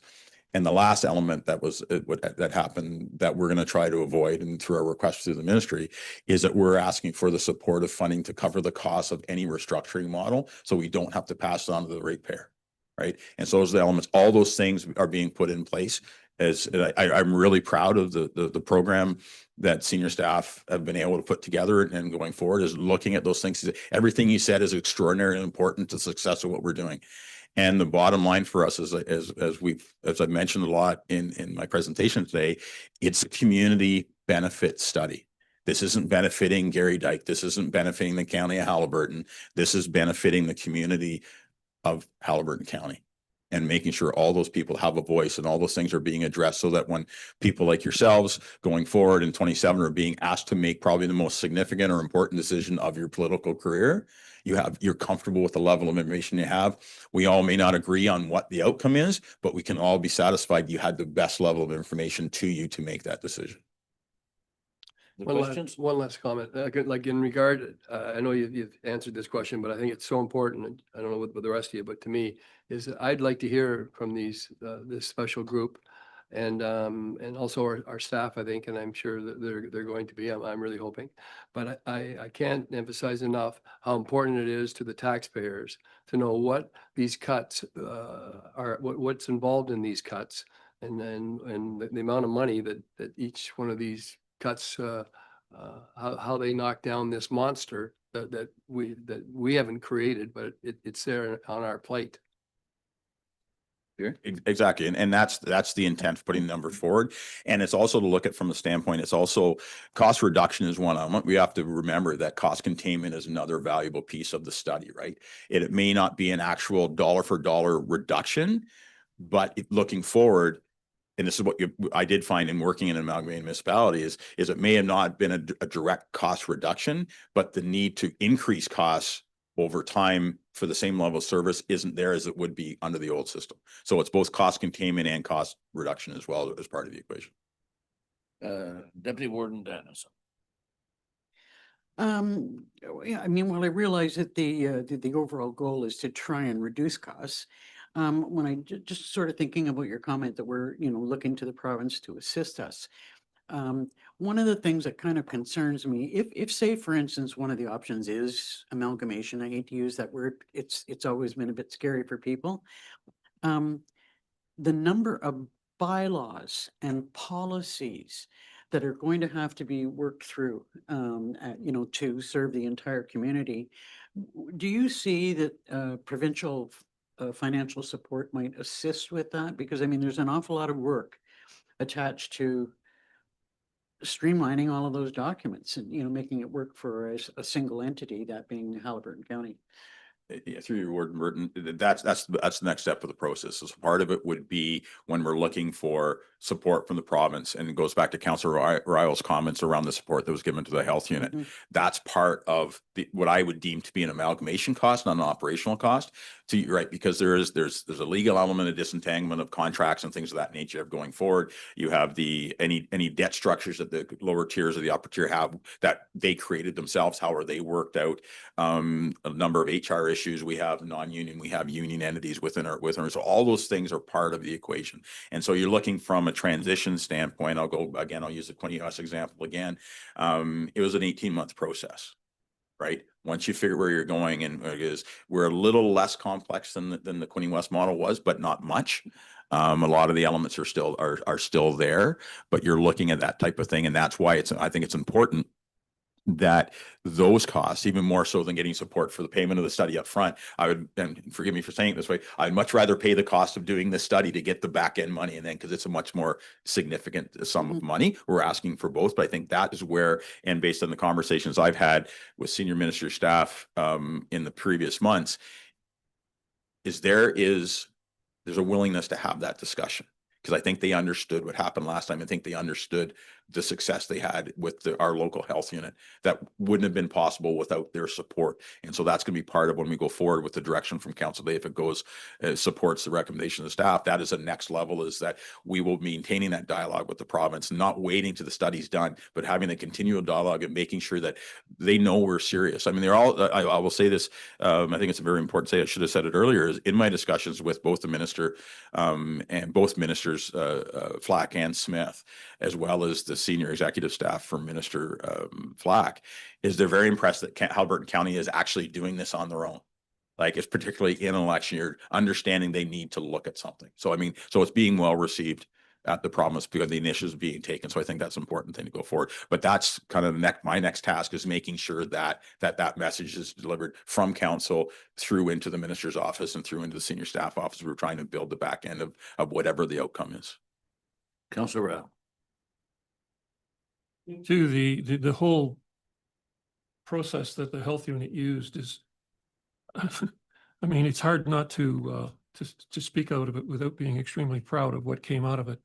You got to, just to go quickly through what took place. The health units, both of them separately, were basically requested or brought forward the idea of merging in January of 2024. And it took from January of 2024 to December of 2024 to work out all the details, which meant we had to put business cases together. We had to work out all of the financial funding opportunities with the province in relation to what was going to be considered to be part of a merger, what wasn't. And then at the end of the day, the decision to make the merger was done in December. Going forward from there, and all of 2025 was looking at, because we had looked at a general number that we were going to get each year of the 3-year program that we were able to negotiate. We had to identify those things that were going to be done. It included processes, it including standardizing of IT, which was completely different. All of the things that go along with doing that, that was not part of the operating cost. That was part of the merger and was paid for by the province. So that was also decided and negotiated, not the number itself, because the number we didn't know in 2024, but the concept was already agreed to between the province, and we moved forward on that. In 2026, we have now gone through and we've started to look at the service delivery that we're doing. How are we presenting the product that the people want to the people? We believe at this point in time that we've improved the overall serviceability of what the health unit does. But more importantly, not counting the merger money, we have now reduced, by the end of 26, $3 million a year out of our operating cost. And that will go on and on. The bad news is the province is still only locking us to 1%. So maybe that's not going to be enough. But like I said before, it's going to put us in a great position. So when they turn around and say, you're going to get 1%, and we're going to be able to say, okay, hey, if you're only going to give us 1%, we're estimating it's going to take 3%. What do you want us to do? Here's our books. Here's everything we're doing. Here's what we're doing. Tell us where we should cut, because everything we're telling you is necessary for our people. There is a thing called a health standard, which basically dictates what all should be done. I think it would put the new council, because the thing, why it's good to have it at the new council is because it took us a year to decide whether we were going to do it. Took us another year to just get the basics out of the way.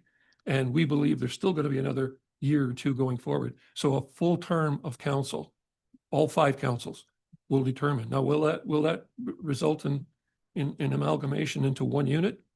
Who knows?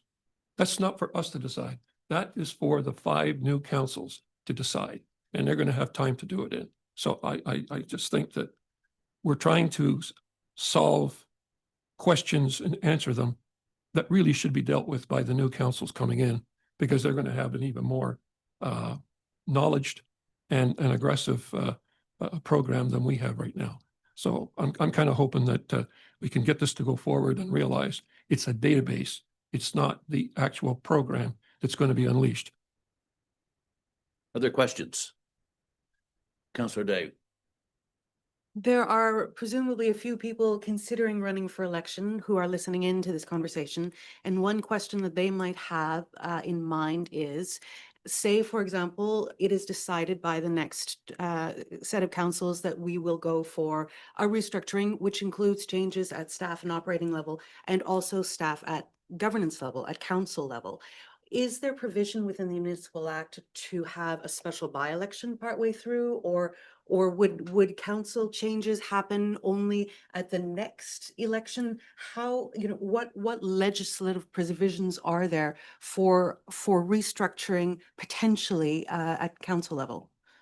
Okay, you run a calculator. So that's a good question in the sense that, so that is basically in purview of the minister, right? There would be special, it's assuming everything went forward and something did happen, right? There would be specific legislation around Haliburton County, right?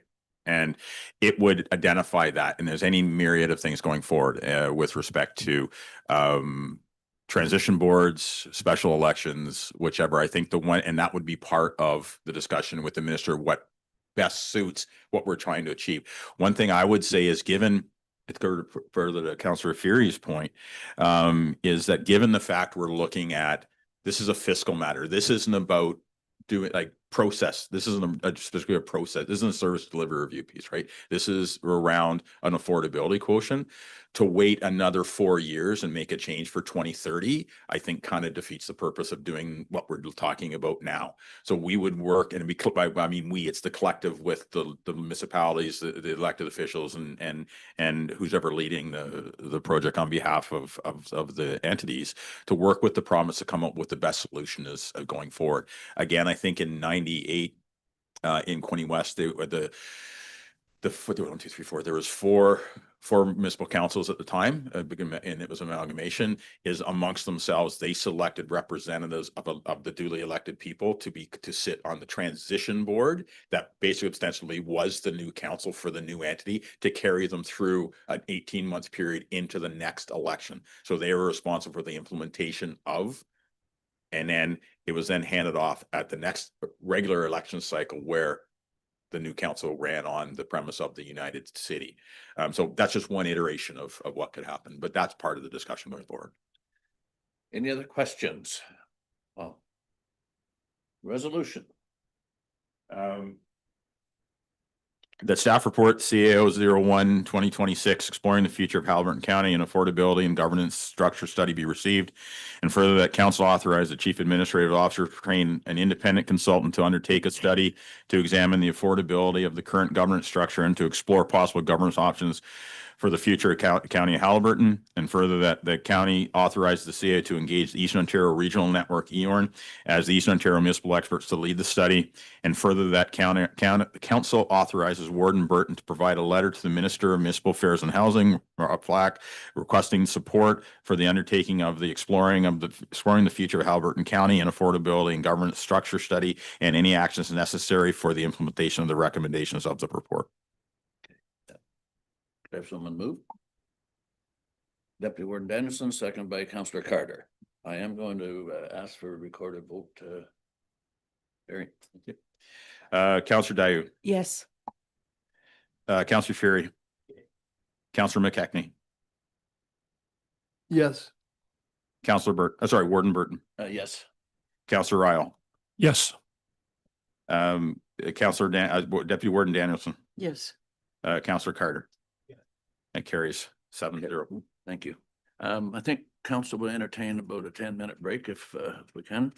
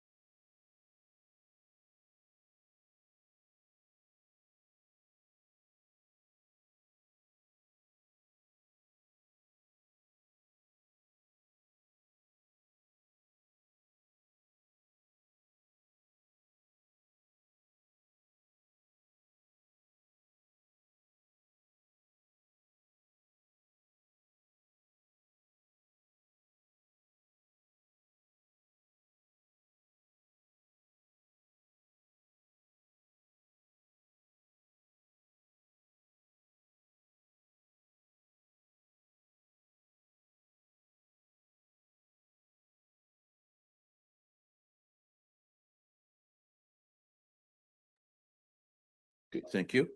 We'll call the meeting back to order. Corporate Services, Finance, Financial Report, Andrea. Good morning, Warden and Council. We have successfully completed our audit for 2025 and we need to close out another year. 2025, we did see some challenges with our spring ice storm, the relentless winter weather that we continue to have, and increased fleet repair costs. But I am happy to report that staff were able to adjust as needed and able to stay within Council's 2025 approved budget.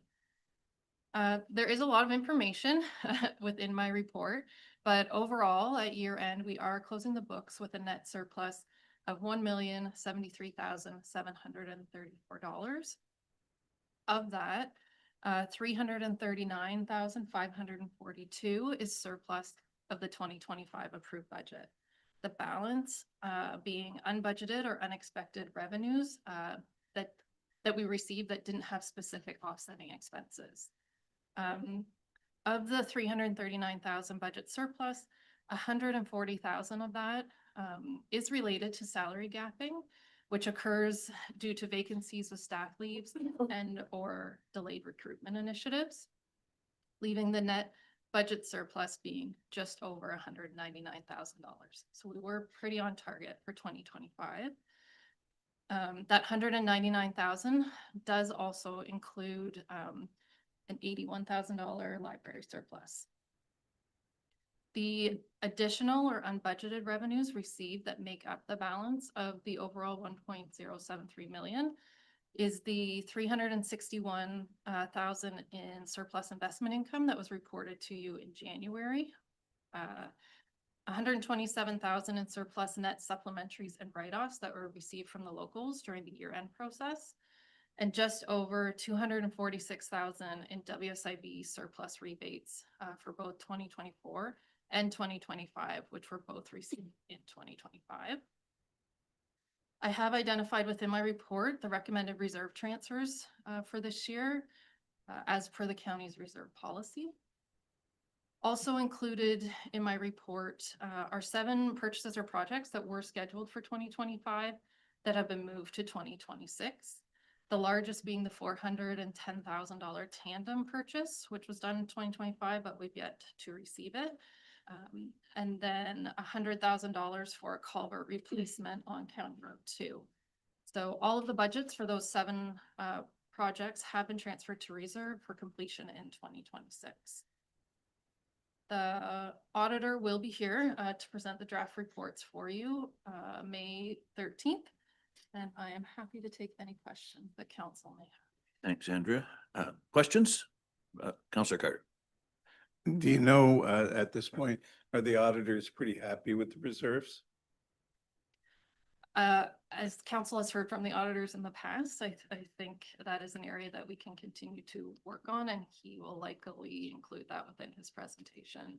Oh, is this KPMG again? Yes. Okay, so, no, he's not then. Okay. Yeah. Other questions? Resolution? That staff report CR 09/2026 Q4 financial report be received as information, and all reserve transfers outlined in the report be hereby approved. Someone move. Councillor Ryle, second by Councillor Carter. All in favor? It's carried. Thank you. Public Works, there's nothing. Planning. Kim and Elizabeth.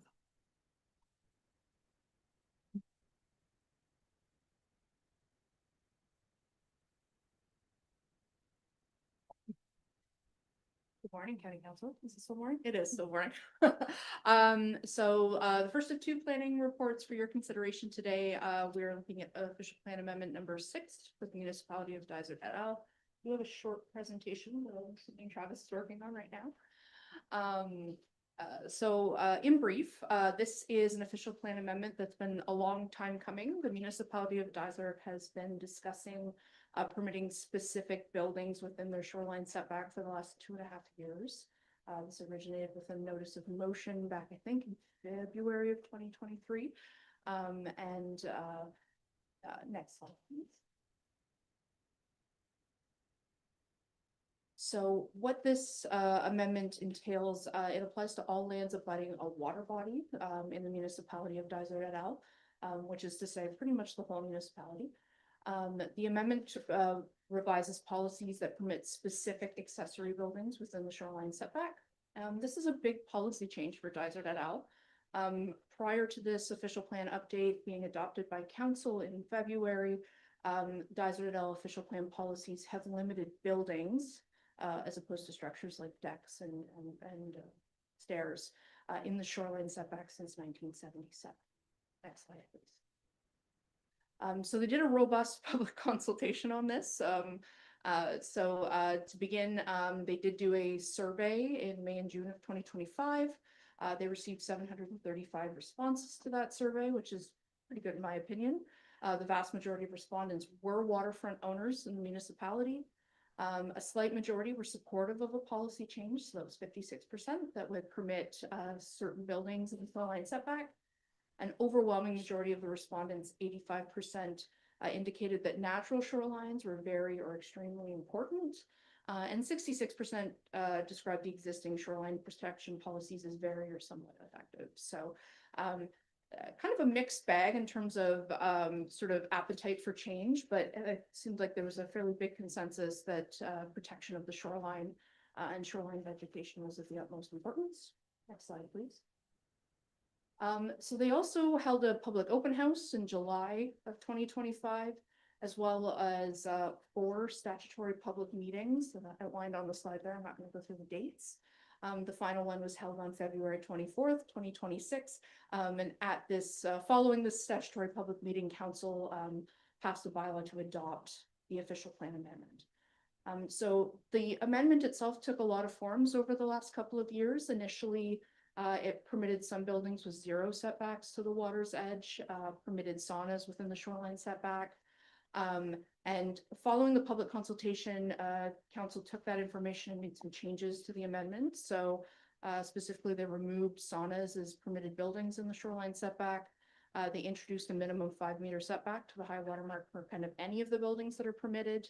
And they have limited sheds within the shoreline setback to lots that have slopes that exceed 15% measured over 30 meters from the water's edge. It also introduced the use of site plan control under Section 41 of the Planning Act as a mechanism to ensure that shorelines were maintained in a natural state. The amendment itself requires that folks wanting to put these buildings either have to maintain or revegetate a full shoreline setback sort of width across the lot. So in lots, where you're wanting to put up a gazebo or a shed and, it's lawn down to the water's edge, folks would be required to plant native vegetation, whether that's trees, shrubs, grass, that kind of thing, to protect that riparian zone from runoff and all of the fun stuff we don't want to turn out in our water bodies. The other item of note is that if you're wanting to build a building, so a shed or a gazebo, you cannot construct it on the shore road allowance unless you've purchased it. So you've got to be the property owner under the land. I believe as it exists now, that policy doesn't apply to decks and stairs. So that's a bit of a change as well. Next slide, please. So here's the amendment. It permits 1 shed or 1 gazebo. They have to be 5 meters from the high water mark. They have a maximum floor area of 10 square meters. They have a maximum height of 3.5 meters. As I mentioned, sheds are only permitted where you've got a sort of a steep grade on the lot. Sheds may not be used to store vehicles. That includes boats. So dry land or in-water boathouses are still prohibited. They've been prohibited since 1977, and that has not changed. And as I mentioned, they've put some additional sort of development requirements on there: natural shoreline, purchase of the shore road, and the use of site plan control. Next slide, please. So county staff did review. I believe we provided comments back in November to an earlier draft. And as council is probably aware, the county is a statutory sort of approval authority for local official plan amendments. We're required to review it for consistency with the provincial planning statement 2024, so it can't run afoul of that, and it has to conform to the county's plan. So there's 2 sections of the PPS that we need to be concerned with. That's 4.1, which is about natural heritage features. And the important note there is that the PPS acknowledges that ecological function, whether it's wetlands or cold water lake trout lakes, that's all tied together. Surface water features, groundwater features, natural heritage features, they're all kind of part of a watershed that we have to consider the sort of cumulative effects upon. We also have to acknowledge, we also have to consider sort of protecting, improving, or restoring the quality of water features. So when we look at anything that's in a shoreline setback or along the shoreline of a lake, we want to think about what the impact is sort of long-term to the aggregate effect on the lake itself. And hopefully we're either, protecting, maintaining, or improving water quality.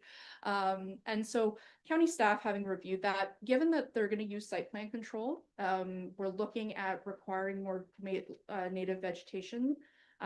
We think that kind of passes the test in terms of the provincial planning statement. We think that's it's certainly one of the most kind of robust shoreline structures policies in the county. So we believe that it easily conforms or is consistent with the PPS.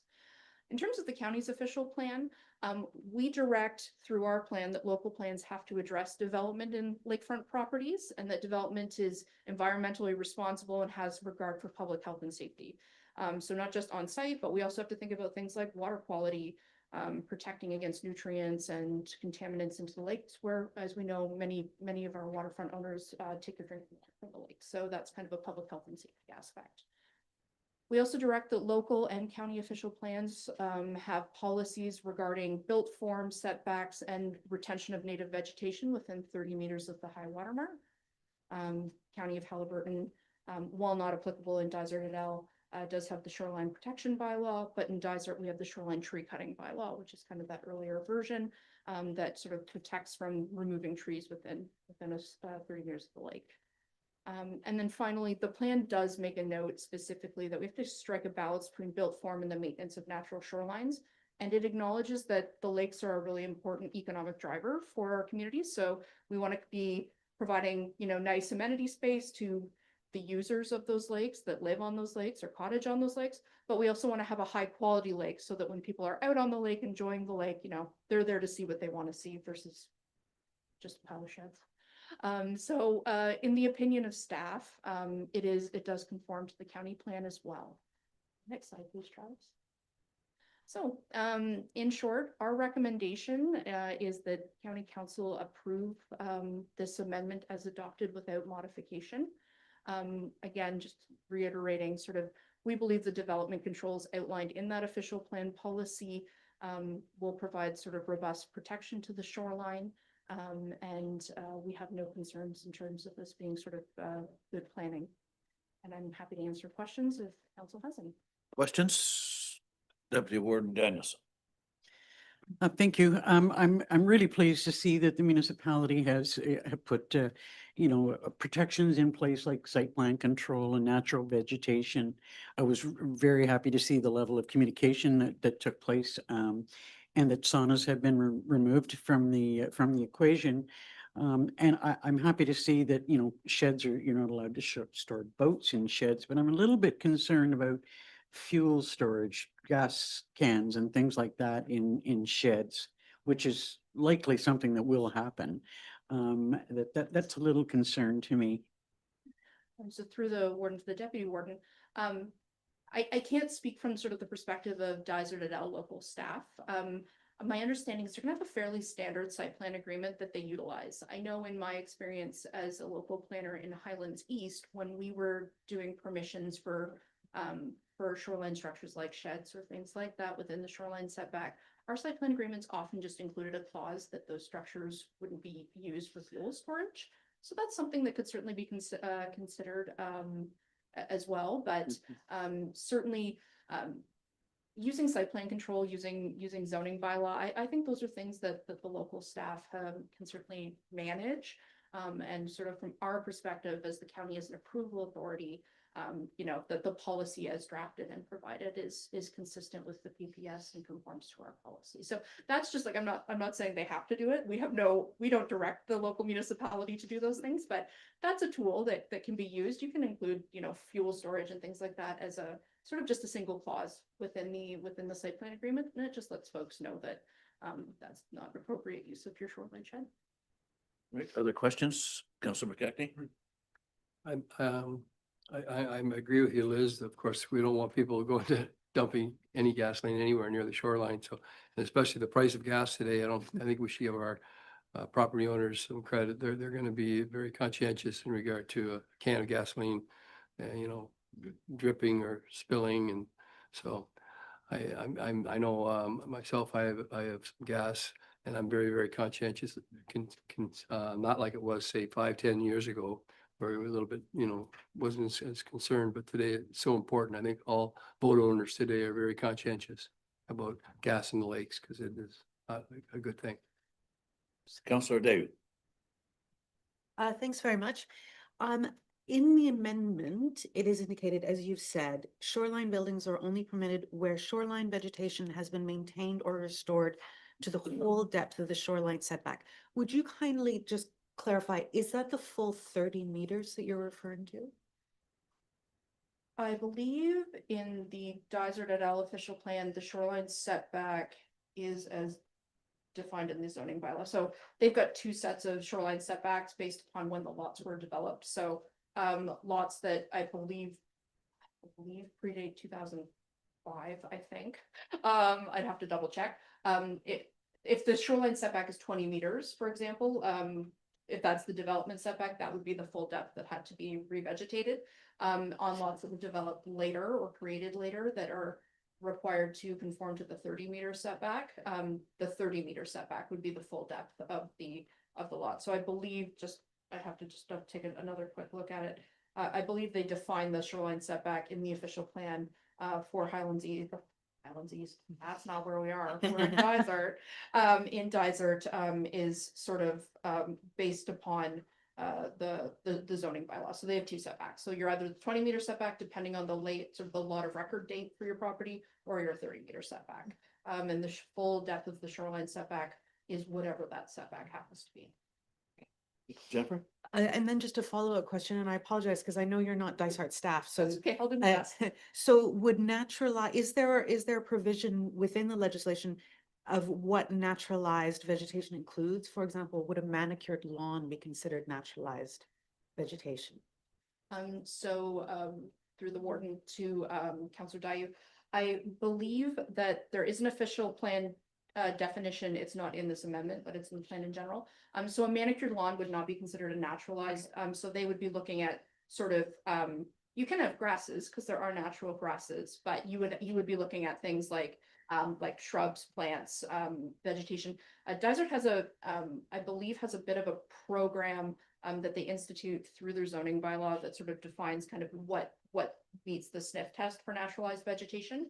I believe as part of the sort of implementation, there's a lot of really good resources through the Haliburton County Master Gardeners, the Haliburton County Landowners Associations.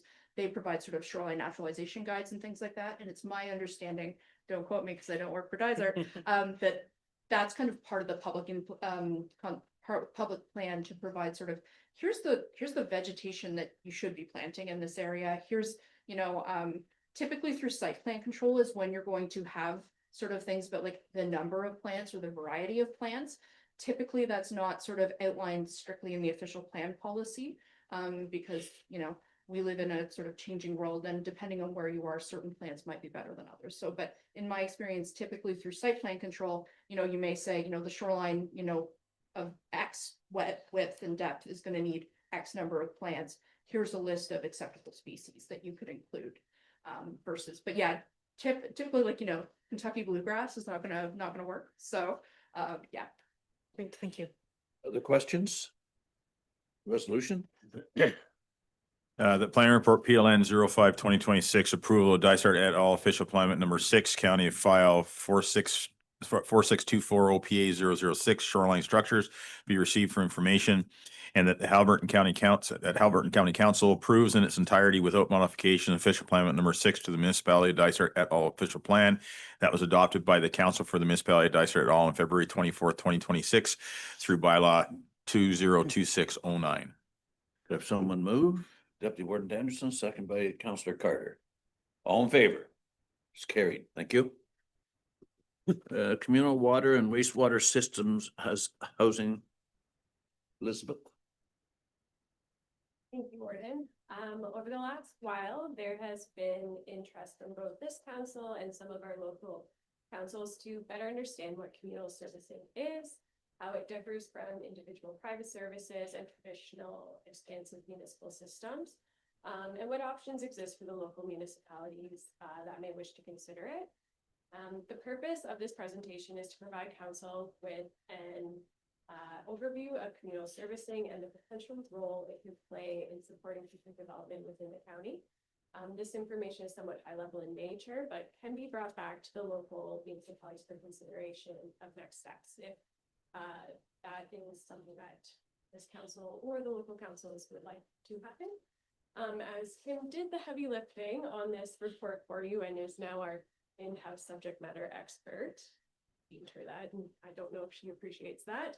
I'll turn the presentation over to her. Thank you, Liz. We'll go to the next slide, please, Travis.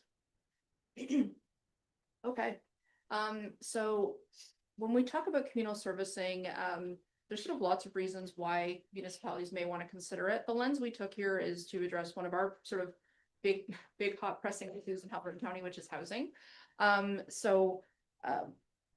It's no surprise that sort of housing is a hot topic, certainly when we look at the funding, information coming from the province and federal government right now, addressing the housing shortage is a sort of a huge concern that's goes well beyond Haliburton County's borders. We do have some kind of unique concerns here in Haliburton County, though, with regard to housing, because in order to have sort of a complete healthy community, we need to have enough different types of housing to support the different people that need to live in those houses. So whether that's having apartments or condominium, multi-unit type of developments, for seniors or for young people, to, townhouses and duplexes and additional dwelling units where you may have multiple families or multi-generational families living together, right down to sort of your single detached home, which is kind of the most common housing typology we see in Haliburton County. So all of those different types of housing have different kind of servicing needs that we need to take into consideration. And that's where we think a discussion about communal servicing could be helpful. So 93% of the housing units in Haliburton County that are occupied on a year-round basis, so we're not just talking the cottages, are single detached dwellings. That's a really, really high proportion of our housing stock being the single detached house. When we take that with the projected sort of 40% of our population being over the age of 75 by 2051, that was determined sort of through the growth strategy that Watson and Associates did for us last year, you can see that might kind of create an incompatibility. Some folks, when they, get into their later years, maybe don't want to or aren't able to do the work to maintain a single detached house, shoveling off the roof after a very snowy winter like this one, plowing the driveway, that kind of thing. You may want to move into an apartment. You may want to move into a condo. You may want to move into a congregate care facility, like the Gardens of Haliburton or one of our long-term care facilities. So we don't have a lot of options for folks right now. And we also have very few purpose-built rental options in the county. We do have, basement apartments and ADUs and things like that. But there's very few sort of fourplexes, sixplexes, the kind of stuff that maybe young people who are, working an entry-level job or that kind of thing who want to live in this community would maybe hopefully be able to afford, though all apartments, I think, across the province right now are really, really expensive. And so one of the biggest problems we have right now is that we have a lack of attainable and appropriate housing options for people across Haliburton County, and specifically for seniors, because we just have to acknowledge that the majority of our population are seniors or kind of approaching that. And so appropriate housing requires appropriate servicing. There's certain servicing models that work better for different types of properties. And in Haliburton County, the vast majority of the servicing is individual on-site. So that's a well, whether it's dug or drilled, or even drawing from a lake or river, as well as a septic system. There are a couple of locations in the county where we have some servicing. So in Desert, we have municipal sewers in the sort of Haliburton Village service area. In Minden Hills, we have full municipal services for water and wastewater in the town site, and we also have that in the Cardiff town site. But otherwise, for the most part, we're kind of everybody's out here on a single lot, on a single lot with a single house. Next.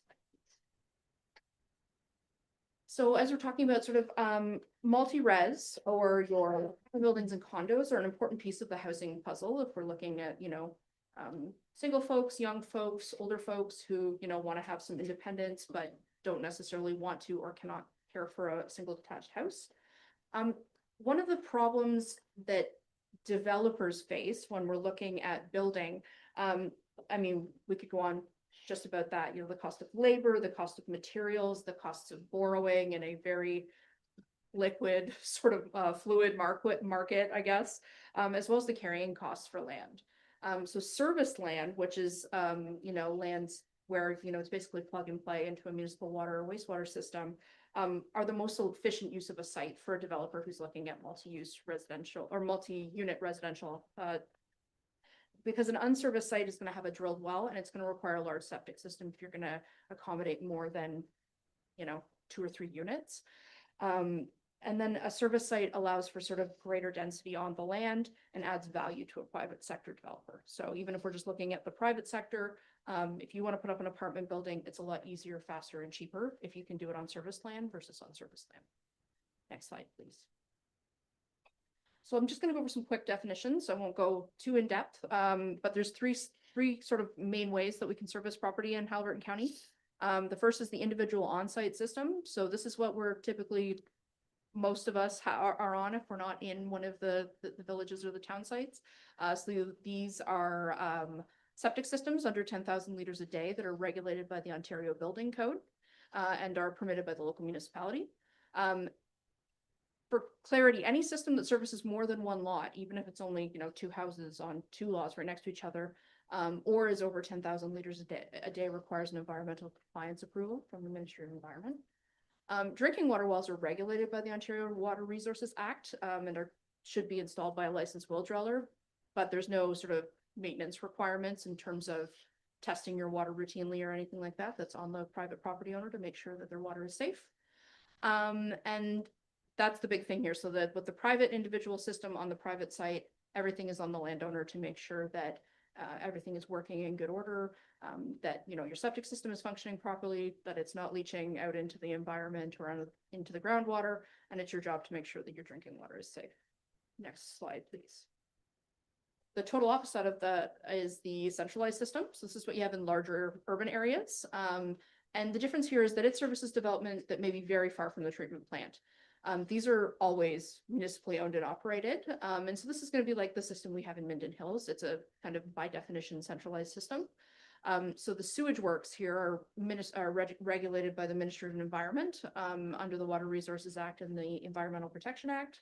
Your drinking water sources and treatment systems are regulated by the Water Resources Act, the Safe Drinking Water Act, and the Clean Water Act. And this requires fairly extensive licensing and permitting from the Ministry of Environment with monitoring and inspection requirements. So because you're providing it to the public, there's a lot of requirements to make sure that your systems are safe, kept to a reasonably modern standard. And this kind of all came in the wake of Walkerton in the early 2000s. Next slide, please. Then we have a communal system. This is kind of somewhere in the middle. So the Ministry of Environment defines it as a system that services more than 5 units on a lot or more than 1 lot. So it's for a cluster of development. So communal systems don't service large geographic areas. They are sort of close to the site that they service. And for that reason, they're typically a little bit less expensive than your centralized system because they don't have usually as much in-ground infrastructure. You're not, you know, pumping effluent 1.5 kilometers across town to the treatment plant, for example. They can be privately owned or municipally owned and operated. The septic system aspect of it is typically regulated by the Ministry of Environment. So you'd have an ECA or an environmental compliance approval. The drinking water sources and treatment systems are regulated by the Water Resources Act or the Safe Drinking Water Act. If you have a municipal drinking water source, you'd also be covered by the Clean Water Act, and that's your source protection. So just the difference there is basically Safe Drinking Water Act is what you do at the source. So treating it, testing it, making sure that it's within really narrow parameters to make sure it's safe for people to drink as it goes out into the system. The Clean Water Act stuff or source protection protects the aquifer itself, whether that's a lake or river or it's in the ground from things like pollution, whether it's road salt, farms, chemicals, industry, that kind of thing. And so whether it's municipally owned or privately owned, it requires licensing and permitting from the Ministry of Environment, with monitoring and inspection requirements. Next slide, please. And this is just an overview kind of the different sort of comparisons to those systems. And really, it's just essentially that the individual system is very focused on the individual end users responsible for it, you know, whether it's the cost, the maintenance, the inspection or repair, those sorts of things. Communal systems are a little bit in the middle, but they typically are considered sort of safer because they are regulated typically by the Ministry of Environment with inspection and sort of testing requirements. And then your centralized system is your large municipal system. And they are typically considered to be sort of the safest, but also most expensive option for servicing, because they have the most rigorous sort of environmental controls on them. So they make sure the water is safe to drink. They make sure that if you're discharging any pollutants into the environment or things like that, that's being attenuated or addressed through your environmental compliance approval. And generally, sort of cost-wise, it goes up the same way. So an individual system, you're looking at tens of thousands of dollars to put in a well and put in a septic on a property. A communal system is probably hundreds of thousands of dollars up to low millions, depending on how many units you're servicing. And a centralized system, I'm sure we don't have to tell the municipality of the municipalities that have sort of centralized systems, how much they cost. We're in tens of millions to potentially hundreds of millions based upon sort of the size of the system you're servicing. Next slide, please.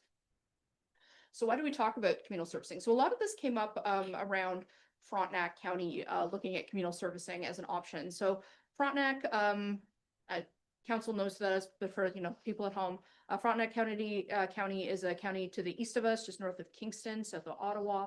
And they have 4 local municipalities, and they have no centralized water or wastewater systems in their settlement areas other than a drinking water system in Sydenham. And they were looking at ways to be able to support some growth in their downtowns. So places like Inverary, Verona, Harrowsmith, that kind of thing.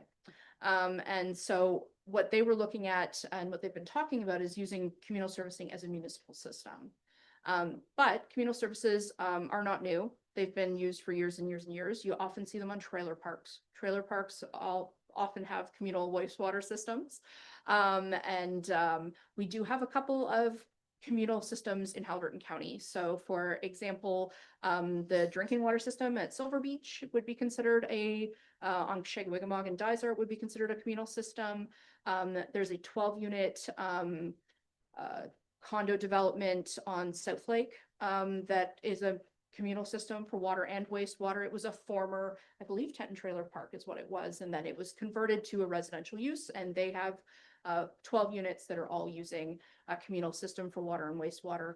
And then we have small municipal systems. So the Dino Estates in Highlands East and Lutterworth Pines in Minden Hills are municipally owned communal drinking water systems, for example. They allow more density on a lot than private individual services. So you can, you don't need to necessarily worry about fitting a well and a septic on a lot. You just need to be able to put your house, your amenities, and, parking in Haliburton County because we don't have transit. But they don't require the same expense in terms of your infrastructure versus the conventional system. So again, we're typically in the millions, for municipal systems here, versus the tens or hundreds of millions when you get into sort of the large centralized systems. Next slide, please. And I've gone over some of this already, but some of the big benefits here are that they allow private developers to build housing with fewer studies and planning approvals when you have a municipal communal system. When they're maintained by the municipality, they're typically considered to be one of the sort of the safest for the users, the public, and the environment. And we'll talk about sort of the hierarchy of preferred servicing, but the province considers it on par with a centralized system if it's maintained by the municipal authority. Some of the concerns are it services clusters of development rather than whole communities. So if you allow it kind of all over the place, you can get sort of these clusters of density where you have those services, but you maybe don't have the other services. You don't have the fire hall, you don't have the schools, you don't have the stores, restaurants, those sorts of things. They do require environmental approvals, same as you would for a conventional system. They're just smaller, so sometimes those approvals are a little less complex. You may have sort of a bunch of different sites that you have to service. So as a municipality, you know, for example, in Minden Hills, all of Minden is on one sort of system, and sort of that system is maintained. But for example, say, this is just, you know, hypothetical, say Algonquin Highlands decided they wanted to have 2 or 3 communal systems that were municipally maintained for housing.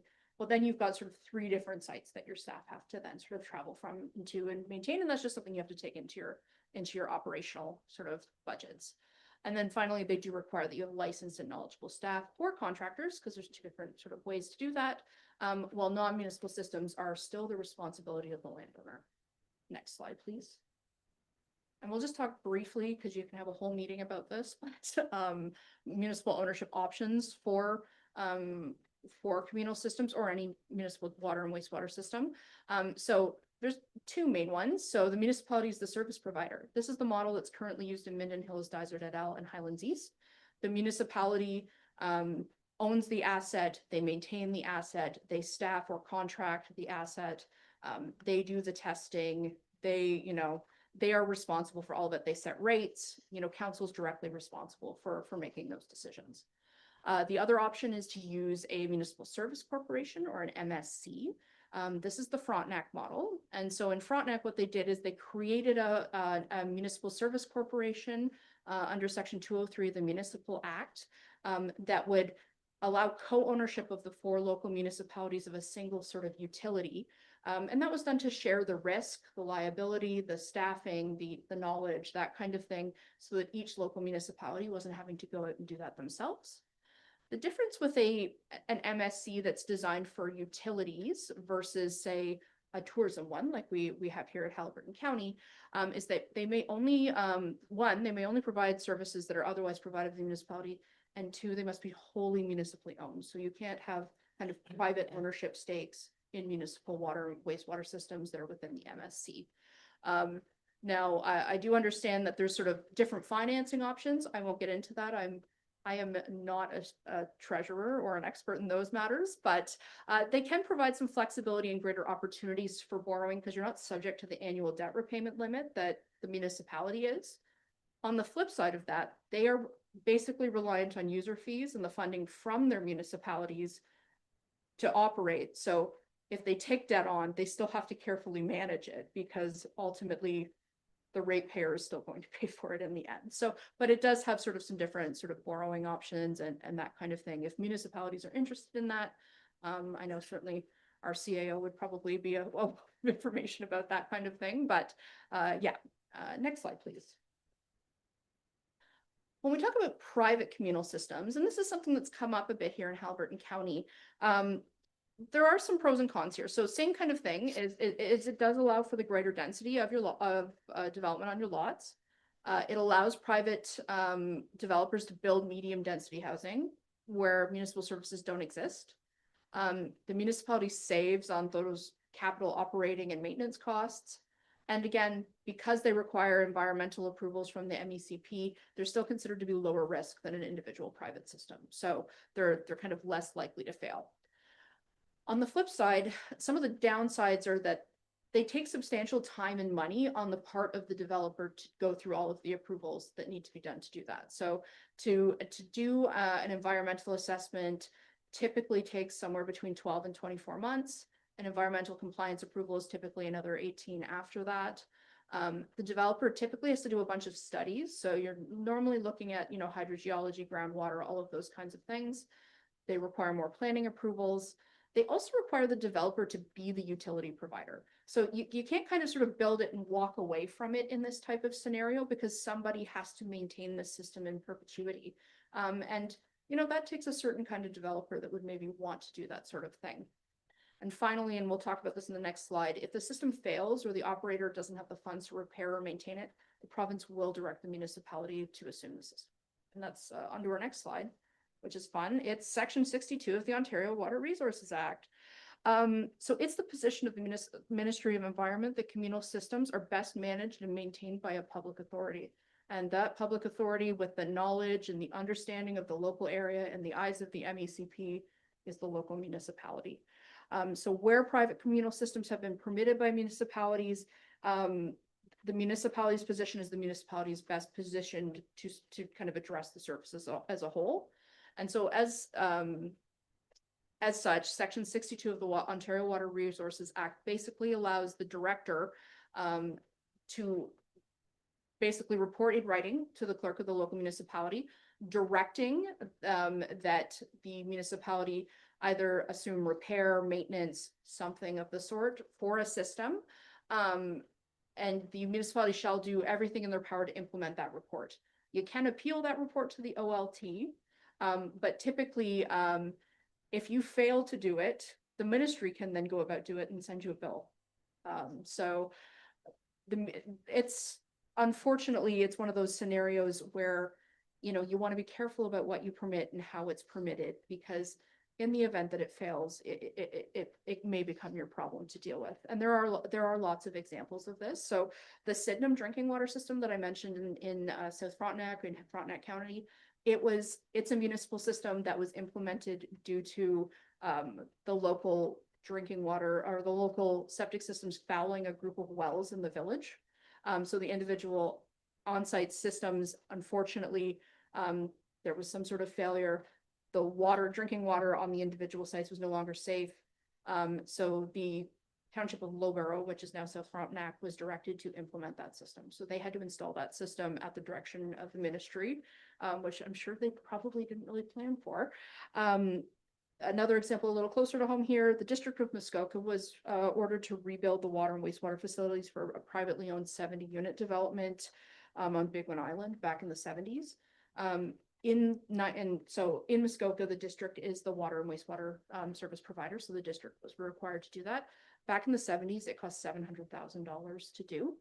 In today's dollars, it's millions and millions of dollars to do.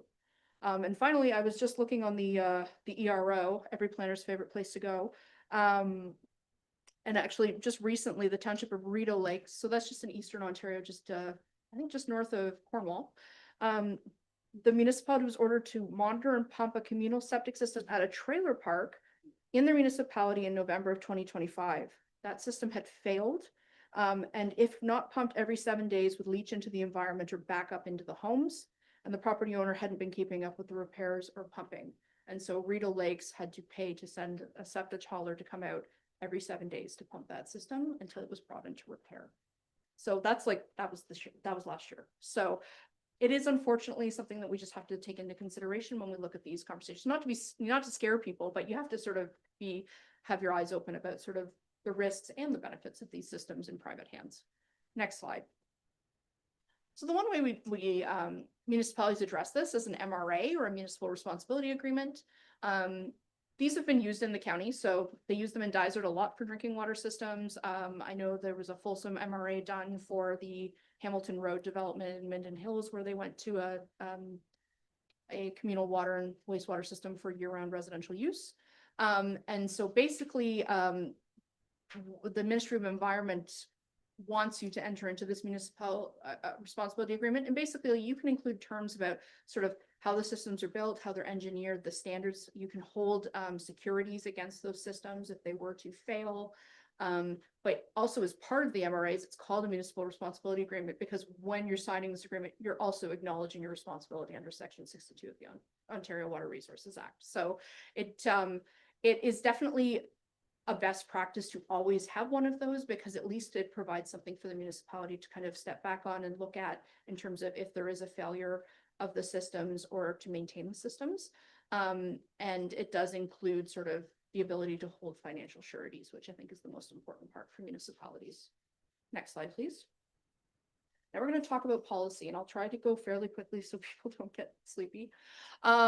So the province, obviously, it's top down. We have the Planning Act, the Provincial Planning Statement, and then the Ministry of Environment has the D-Series guidelines.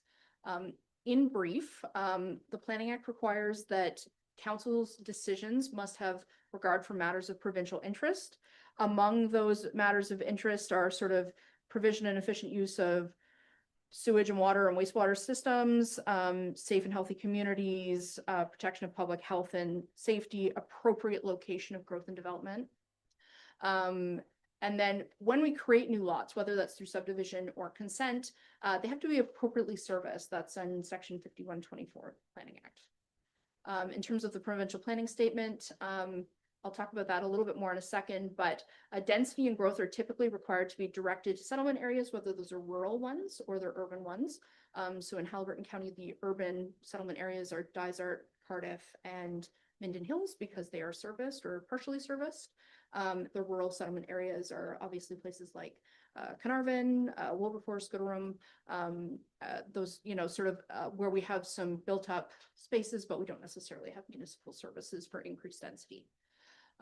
They has sort of specific language around water and wastewater servicing, and there's a hierarchy of preferred servicing types, and I'll talk about that in a second. And then finally, the Ministry of Environment provides D-Series environmental guidelines. The D5 guidelines are the water and wastewater servicing ones. And basically, the D-Series guidelines are not policy the way sort of the PPS is. What it does is it tells you how the Ministry of Environment interprets sort of that labyrinth of environmental legislation and how it applies to local municipalities. And so part of what they talk about there is sort of how should you look at the reports for servicing? How should you calculate reserve capacities in your system? What are your study requirements for when you do a hydrogeology study? Basically kind of the minimum standards for sort of all the things you need to take into consideration. Next slide. So the PPS has a hierarchy of preferred servicing options. Municipal water or wastewater is number one. They think that is the safest, the healthiest, the best to promote growth, best for the environment, also the most expensive. Centralized or communal, again, it's just being maintained by a local authority. Private communal water and wastewater is sort of the next step down. Private individual on-site systems is kind of at the bottom of the rung. And then partial servicing, which is not ever preferred by the province, but is permitted in specific situations. So there's basically three. One is that you've got municipal sewers with private water. That's what we have in Dysart. You have limited infill in settlement areas. So just like sort of just filling in the blanks in certain areas, or to resolve a director's order under the Ontario Water Resources Act. So that's the partial services you see in Sydenham, for example. You've got a drinking water system that the ministry said had to be there. There is not a wastewater system to sort of otherwise support it. They also direct that the long-term impacts of individual services are to be addressed at official plan reviews. So basically what they're saying there is that there's a concern about the aggregate results of sort of having thousands and thousands of individual sewer and water systems, how they interact with each other, how they interact with the watershed, how they impact the environment. That's something that the province wants us to look at when we do kind of comprehensive updates of our official plan. Next slide, please. And then I'm just going to give us an overview of our county and local official plan policies. So our official plan, despite not being updated for 2024, reflects the servicing hierarchy of the PPS because that hierarchy is not new. It's been in place since I think 2014. It directs development to the service settlement areas and sets minimum lot standards for lots that are in the rural lands. So the county's official plan policy is that rural lots that should be 0.8 hectares, that's 2 acres, if they are privately serviced. If you want to go smaller than that, you should be providing some sort of confirmation of sort of a hydrogeological study to make sure that the groundwater can sort of manage that type of system. And then we have two sections on water services and wastewater services. So in both sections, 5 or more individual systems, water or wastewater, requires a hydrogeological study that goes along with the D-Series recommendations from the province. That for water services, municipal consent is required for 6 or more units or lots in a non-municipal system and may require a municipal responsibility agreement. For wastewater specifically, yes, you can have an MRA, of course, but private communal wastewater systems typically will require a local OPA. And you've got to make sure that you have sort of sufficient reserve for hauled sewage, officials under OBC or an ECA, all of the kind of the stuff that it's really just repeating what's in the Planning Act, to be honest. So it's pretty permissive. So couple of sort of notes, but it's pretty wide ranging in terms of it really leaves it to the local municipalities, because the local municipalities are the water and wastewater providers in Haliburton County. Like as Gary mentioned, or in some municipalities, it's flipped the other way. The upper tier handles water and wastewater. In Haliburton County, just the way things have evolved, the locals are responsible for that. And so the local plans typically provide more direction on that. Next slide. So we're just going through alphabetically. So Algonquin Highlands gets to go first. So their servicing requirements are in section 7.2 of the plan. Development in the township is on individual water and wastewater services, and communal servicing is discouraged. Private communal may be permitted in rural settlement areas. So that's going to be like in specifically, I think they mentioned sort of Carnarvon is kind of the one spot where I think it would be most suitable. Commercial resort development that has a condominium description or to rectify a failed system is required by the Ministry of Environment. Communal systems are subject to a local OPA, requires your MRA and securities, and that you do the appropriate studies as per the D-Series guidelines. So that's typically your hydrogeological investigations. And if there's sensitive environmental features, you're normally going to do something like an EIS. And this official plan policy broadly conforms to the county plan. Next slide, please. Dysart has their servicing requirements in section 3.3 of their plan. Communal drinking water services are only permitted in the Haliburton Village Service Area, or the HSVA, as I'm going to refer to it, where we have municipal services, or municipal sewers, pardon me. Municipalities intend to eventually service this area with municipal drinking water services, according to the official plan. Where there's 5 or more units or lots created in the HSVA, you must have a private communal drinking water system with sort of all of the stuff that we've outlined before, your hydrogeology, your responsibility agreements, securities, and your engineered water systems designs. They do not permit communal services anywhere else in the municipality, or private communal, pardon me, and all multi-lot unit development on private individual services requires proof of potable water and hydrogeology. This also conforms to the county's official plan. Next slide, please. Highlands East. Section 2.1.5 talks about servicing requirements. Municipal water and wastewater are the preferred option. That municipal or communal servicing should be considered for anything with more than 5 lots or units. Partial servicing is discouraged. This is just straight up conformity with the PPS, sort of that hierarchy of services there. Hydrogeology, stormwater management, and servicing options reports are required for development exceeding 5 lots or units. And then they talk about municipal responsibilities. So responsibility agreements are required for all communal systems, outlining municipal assumption in case of operator default. So that's your section 62. And then communal systems for resource-based recreational use. That just means cottage use. They're not year-round, maybe privately owned. So this is generally consistent with the OPA, but in the next update, we would recommend that they include a provision that they require a local OPA for communal wastewater systems to be in strict conformity with the county plan. And finally, the Township of Minden Hills. So growth is directed to the village with full services. Additional growth may be permitted in the rural settlement areas based on individual on-site services. Medium and high density development is on full services in the village. And lot creation in the village should be serviced with municipal water and wastewater systems. Development in rural waterfront designations shall be on individual water and wastewater services, but you may permit communal services in rural settlement areas subject to a responsibility agreement. It requires a local OPA. For mobile homes and trailer parks, they require an agreement and a trust fund to address long-term maintenance. And communal systems that accompany a condo or subdivision application should have a Ministry of Environment approval. That's a bit superfluous. A lot of the plans mention that type of thing. Typically, any kind of communal system is going to require the Ministry of Environment approval, sort of whether we ask for it or not. And it is generally consistent with the intent of the county official plan. Next slide, please. So in summary, the county plan that we have right now with the policies we have in place are consistent with local policy, and it defers to the local plans for where and how private communal services are permitted. The local plans vary in their support and risk tolerance when it comes to permitting private communal services, as is their right.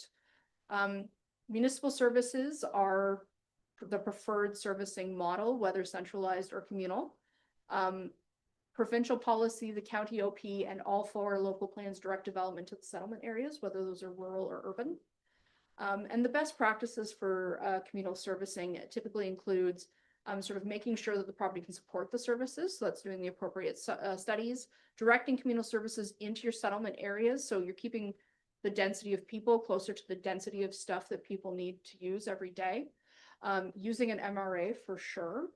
It's not a requirement in the county's official plan, but requiring a condominium corporation for multi-lot development is really a best practice because the condo corp is always there. So when we talk about the downside to the private developer is you can't build and leave, but the condo corp does allow municipalities to require the condo corporations in their condo agreements to have those things.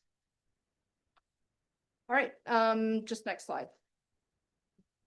Finally, just some opportunities. So Verona in South Frontenac recently received $3.2 million in infrastructure funding for municipal communal drinking and wastewater systems for an affordable housing unit.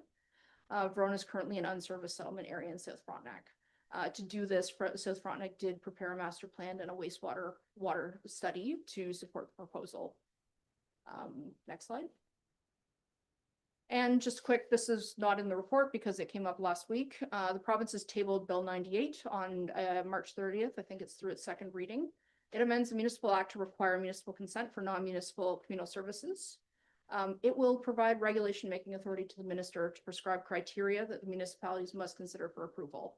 If the prescribed criteria are met, the municipality would be required to provide consent. So the minister's regulation could also put limitations on the conditions of the municipal consent, i.e. the stuff in the MRA. We don't have the proposed regulations, so we don't know what those sort of regulations look like yet. But our director of planning will be providing a comprehensive update on Bill 98 once we've had a little more time to digest and take in more information. Next slide. Yeah, so basically, communal services can be useful in creating some medium density development in rural settlement areas or expansions to urban settlement areas. You got to be cautious in terms of where you permit them if they're private. And county planning staff are happy to provide this information to local councils, local staff, if requested, because of course they are the service providers. And we're happy to answer any questions should council have any. Any questions? Councillor Carter. Not really a question, but more of a statement. The idea of getting involved in these private arrangements when there's 5 or more, I almost look at that as an unfunded liability that the municipality or the county has to carry on its books. Because if at any time somebody walks away, and even if it is a condo corporation, I mean, they can still go bankrupt. The issue that has happened in many locations is that because of that, the townships or whatever, the government has asked for some surety to in form of a bond or whatever to be able to fund any change that may take place. These become so large that the private developers just walk away. Why would they want to put all that money in for no reason? I really think we have to look at the situation with Frontenac and setting up something or moving towards setting something up.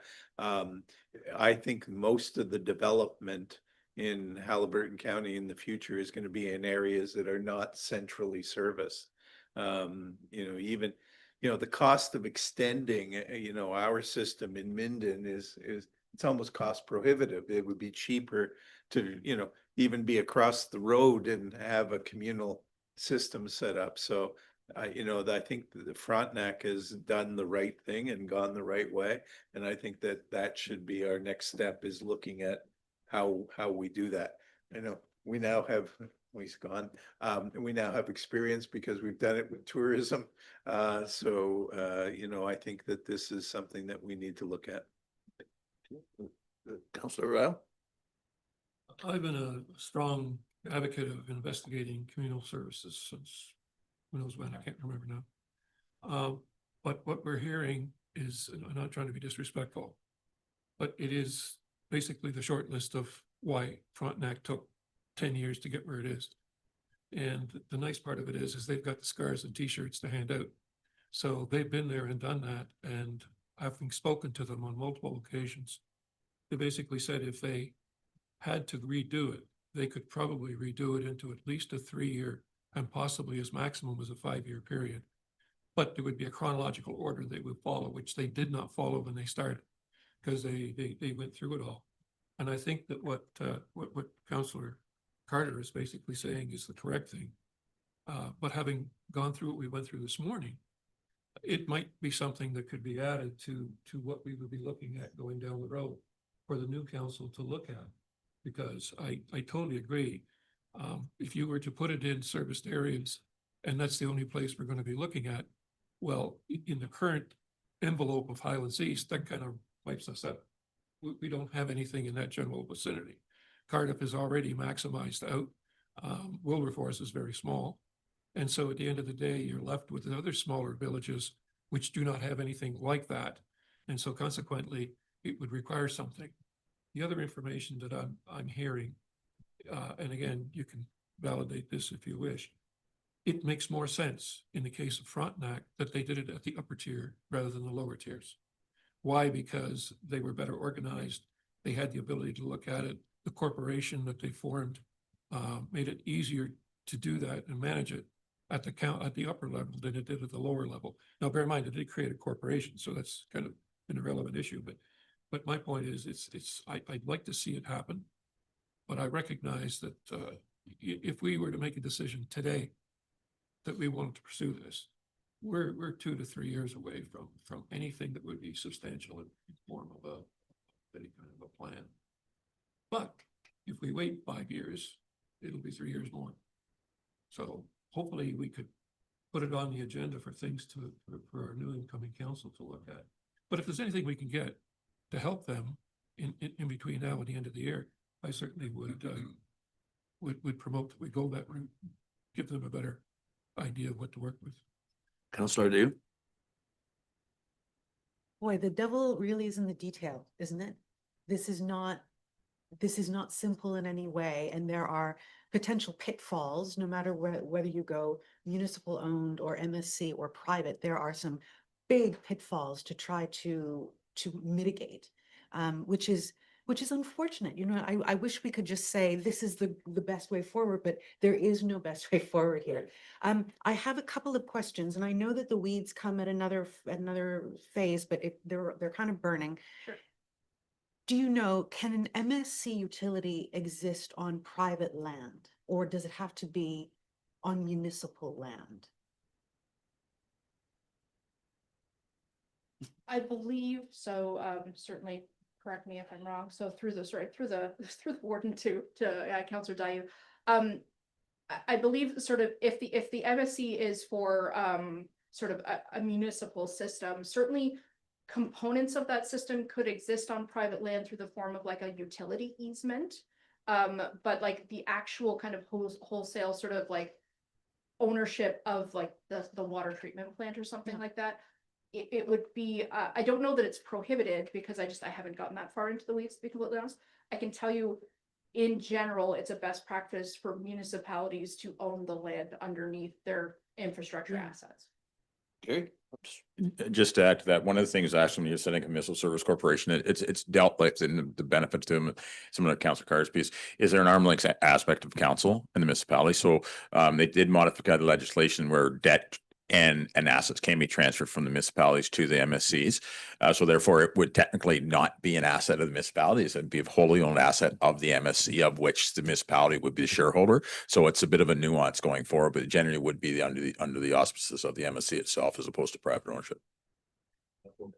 Yeah, no, I do get that. No, I was actually just thinking about the physical structure because, you know, in Algonquin Highlands, we have precious few municipal plots of land left, and they wouldn't necessarily be where possible collective new homes would go. So it's just, it's a question about that.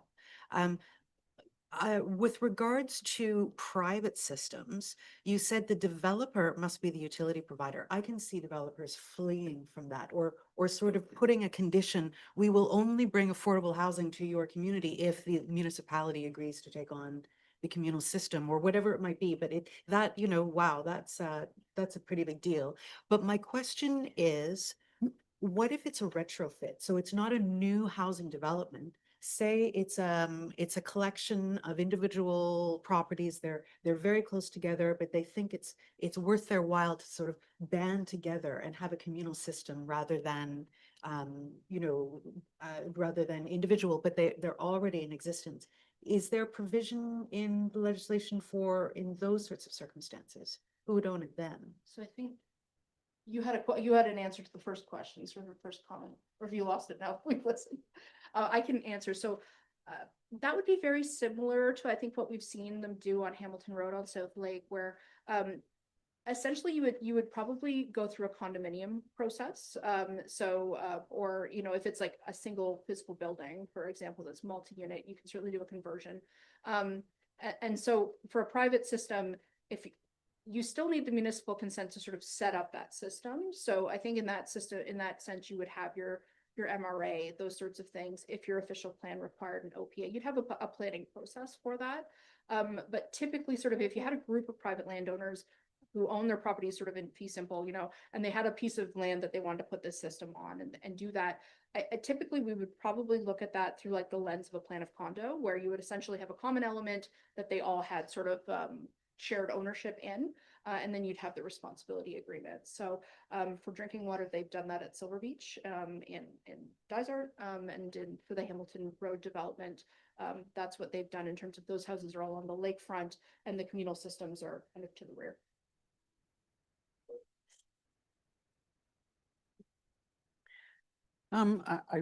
I think it might be extremely beneficial if we could invite you to Algonquin Highlands to speak to this, because we've for some time been talking about the possibility of a partnership with Habitat for Humanity, municipal land, increasing the density of what would normally be allowed on the property. And, I suspect that, members of our council, as well as the questions that have already been posed, would have a lot of questions that you could help with.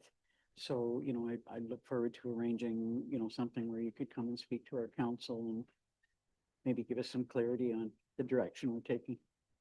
I'm sorry. Could I have a response? I'm sorry, I was just saying, no, okay. Okay. Through the warden to the deputy warden. So we'd be pleased to have this, because the local municipalities do have the responsibility there. We're pleased to have conversations to just act as a resource to be helpful, and probably don't need to go through the big, long presentation of everybody's policies if we come to each individual, whoever wants to have us. Liz and I would be pleased to chat with your council. That'd be great. Thanks. Yeah, I'm not exactly sure if I'm speaking now to Mayor Burton.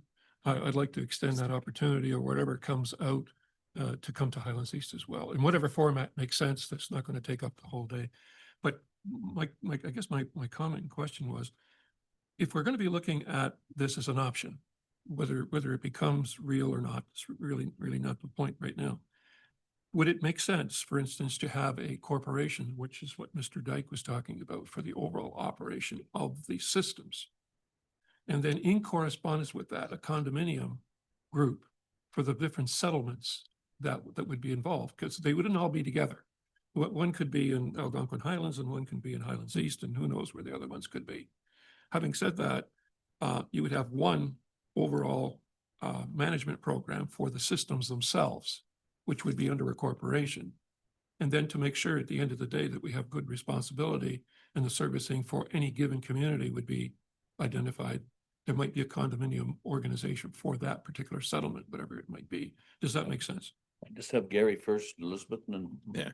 Yeah. Thank you, Warden Burton. I think with respect to the presentation today, it's the concept of the principle of, are we willing to accept or entertain the aspect of communal servicing going forward? A lot of the really good questions that are coming out now are dealing on the mechanic side of things, of the implementation side. So I think what would be probably more as beneficial to county council and then by extension to the local municipalities is there can be a follow-up piece that would deal with the intricacies of how it's developed and how it's done, just to separate the two, because we're talking policy now as to setting the frame by which we are willing to entertain, and then we can create a larger policy that deals with what are our requirements for going into it, what's the structure of the MSC would look like, and all those types of things could be at a subsequent report up to council. But we're just dealing with the initial policy piece right now. I think might be to kind of avoid any confusion as to what we're doing now versus what we would do in an implementation stage.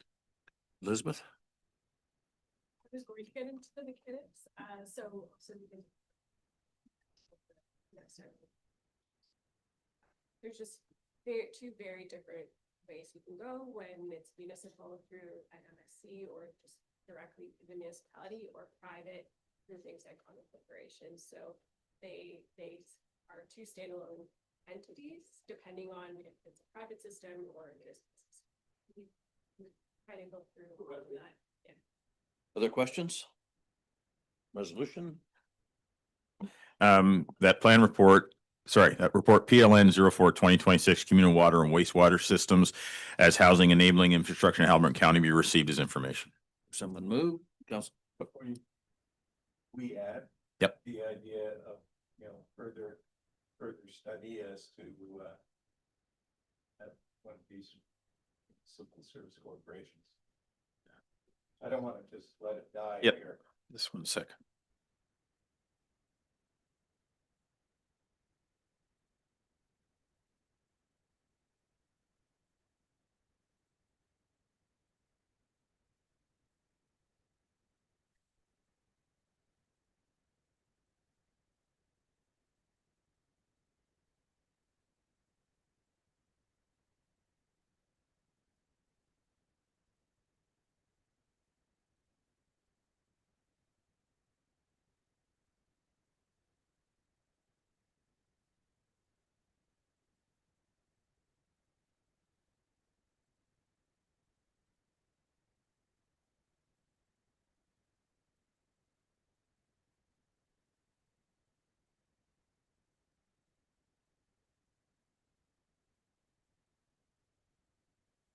Right.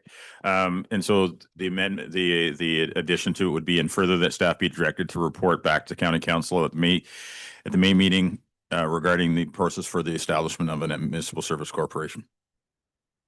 Someone move, Councillor Carter, second by Councillor Ryle. All in favor? It's carried. Thank you. Thank you, ladies. IT, Mr. March, Award of Excellence, Enterprise Resource Planning.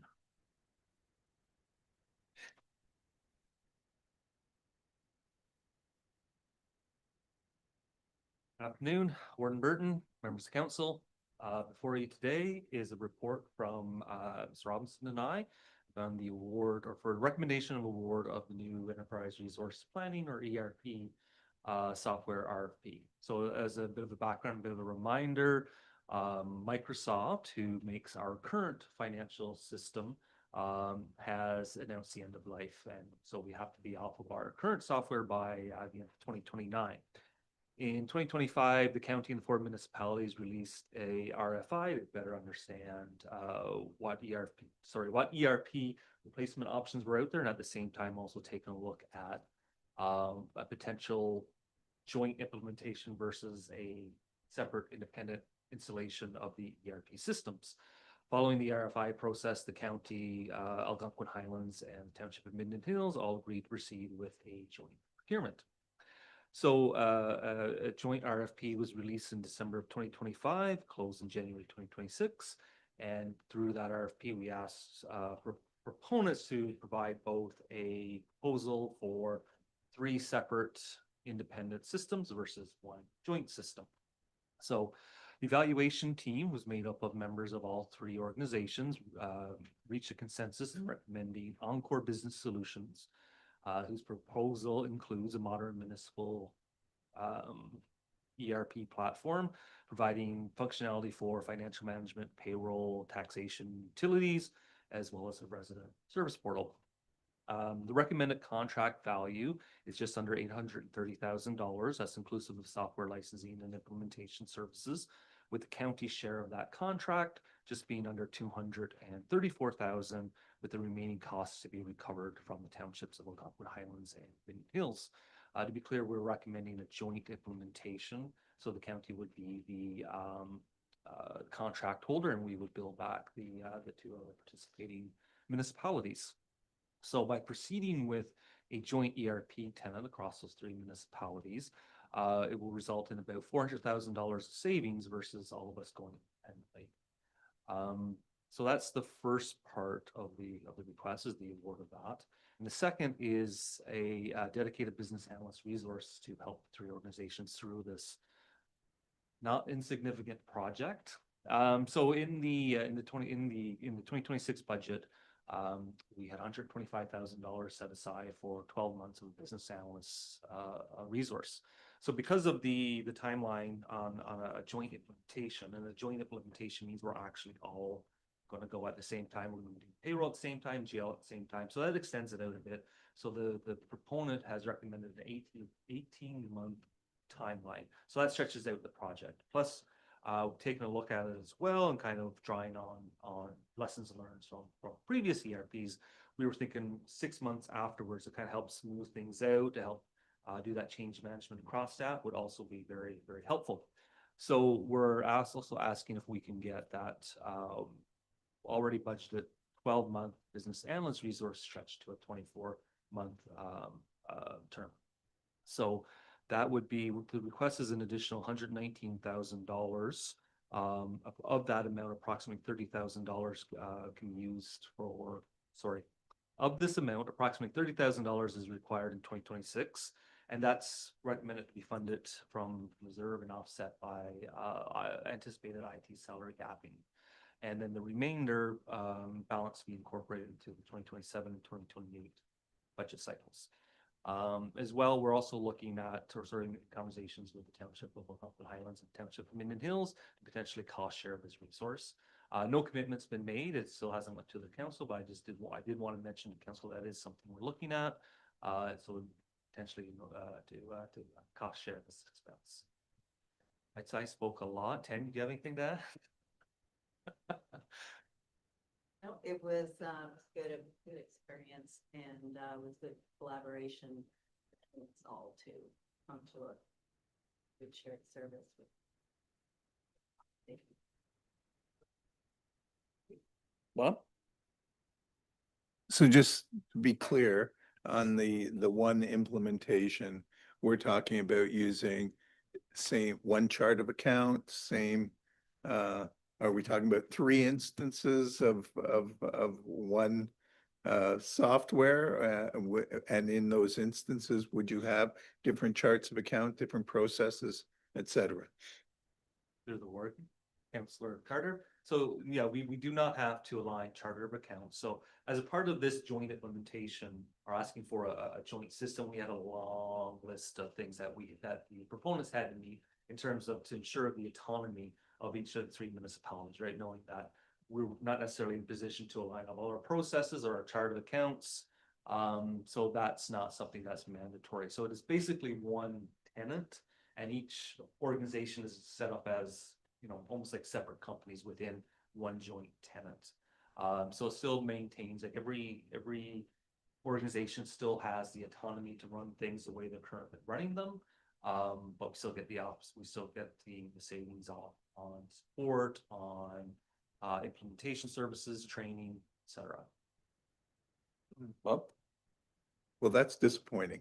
Not the savings, that's always good. But particularly in light of everything that we're talking about, if, the idea of a single chart of account, and I understand processes may be a little bit more difficult, but at least to have the same foundation, I think is incredibly important for going forward. Okay, Warren, if I can answer that. So there definitely has been discussions around that, about potentially aligning charter of accounts, but also taking a look at our processes as well, right? So one of the things that we want the business analyst resource to be able to do is be able to map out our current finance processes and then get them ready and optimize them for implementation within an ERP system. So if all the organizations wanted to participate, we have to work it out. There is potential that we could start aligning some processes as well.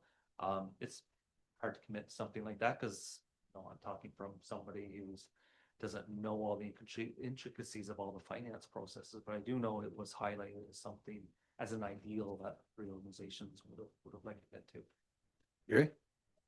Thank you, Warden Burton. I think just to build on to Mr. March's comments and to Councillor Carter, this is the foundation piece that allows that to happen. Like, even if it's done at a different date, I mean, we're now in a position where it can be done. I agree with you. I agree with you is that we're into it new now. So I think we should probably revisit the aspect of what, to your point, with the BA coming in to support the project, is do the heavy lifting now. I think would be, there's some definite benefits to it looking at, but I think we have the opportunity to do that now, where we are in the process. Deputy Warden? Thank you. Two quick questions. One is that I see what the county's portion of the overall cost is, which is not 1/3. Can you just, for everyone's information, just to explain why our portion of the cost would be higher than the county's? Mike, go ahead. Yeah, I can speak to that. Both the Township of Algonquin Highlands and the Township of Minden Hills have taxation, which is extra module and extra licensing. And then Minden Hills has utilities on top of that. So between the three of us, Minden Hills is paying the most and Algonquin Highlands than the county. So it's just, again, because you're utilizing additional modules. Okay, I get that. Thank you. Thank you, Councillor. The township staff did actually want the county to pay more, but Kenya fought that fight. Other question, Liz? I understand that Highlands East and Dysart et al. Have gone ahead. And I thought it was something to do with timing, but I guess I'm wondering if those two municipalities are using the same system, or if it's a different system. Like, at any point in time, would they be able to blend together, given our discussions that we've had? Go ahead, Mike. If I may, so yes, we'll all end up, after the project's done, all five of us will be using the same system. Perfect. Other questions? Sorry. Resolution. That Haliburton County approved the award of RFP CTYIT 2025-5 Enterprise Resource Planning System to Encore Business Solutions at a total contract value of $828,298, inclusive of software licensing and implementation services, conditional upon the Township of Algonquin Highlands and Township of Minden Hills approving the award of the same RFP through their respective councils. And further, that Haliburton County Council approves the County of Haliburton participation in joint ERP implementation with the Township of Algonquin Highlands and Township of Minden Hills. And further, that council authorized the County of Haliburton to enter into and sign the ERP contract on behalf of the Township of Algonquin Highlands and Township of Minden Hills, with the costs attributable to each municipality to be recoverable through the cost sharing agreements. And finally, that council approved the additional funding of $119,000 to support the extension of the business analyst role to a 24-month period, where $32,000 to be funded from reserve in 2026 and offset by IT salary gapping, and that the remaining balance be incorporated into 2027 and 2028 operating budgets. Moved by Councillor Carter, second by Deputy Warden Daniels. All in favor? It's carried. Thank you. Thank you. Yep. Okay, closed session. That in accordance with Municipal Act Section 239B and E, the Haliburton County Council enter into closed session for the following reasons. B, personal matters about identifying an individual, including municipal and local board employees, and E, litigation or potential litigation, including matters before administrative tribunals affecting the municipality or the local board. Could I have someone move? Councillor Carter, second by Councillor Ryle. All in favor? It's carried. Thank you.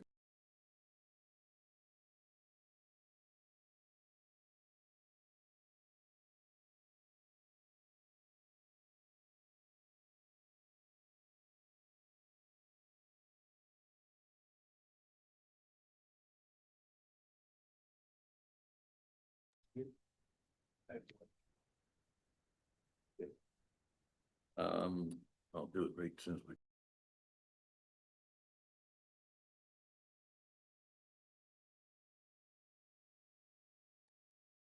Bob, go ahead. So yesterday I attended the opening of the new shelter in Lindsay. This is a shelter that is for 12 overnight guests, and also can be used during the day for up to 14 people. It's run by the John Howard Society, and this is for homeless, sort of emergency homeless people. in both the city and the county. The provincial government was there, and they gave us $850,000 to build that shelter. And I think it's worth noting that now the total for housing in the last year and a bit from the Minister of Municipal Affairs and Housing to the county and to Haliburton and to the city has been like $4.1 million. So I think we are grateful for that. I mean, it's the success of this shelter would be if it's actually empty and can be changed to childcare. But that's not going to happen anytime soon. We still have a huge homeless issue. So anyway, I think it's worth noting it opened officially yesterday. Thanks very much. Confirmation bylaw? That bylaw 4342 being a bylaw to confirm the proceedings of the county council be considered to be read a first, second, and third time and finally passed. If someone moved, Councillor Carter, second by Councillor Ryle. All in favor? Carried. Adjournment? That the April 8th, 2026 meeting of Haliburton County Council be adjourned at 12:31 PM. Moved by McKechnie, second. Councillor Carter. All in favor? It's carried. Thank you.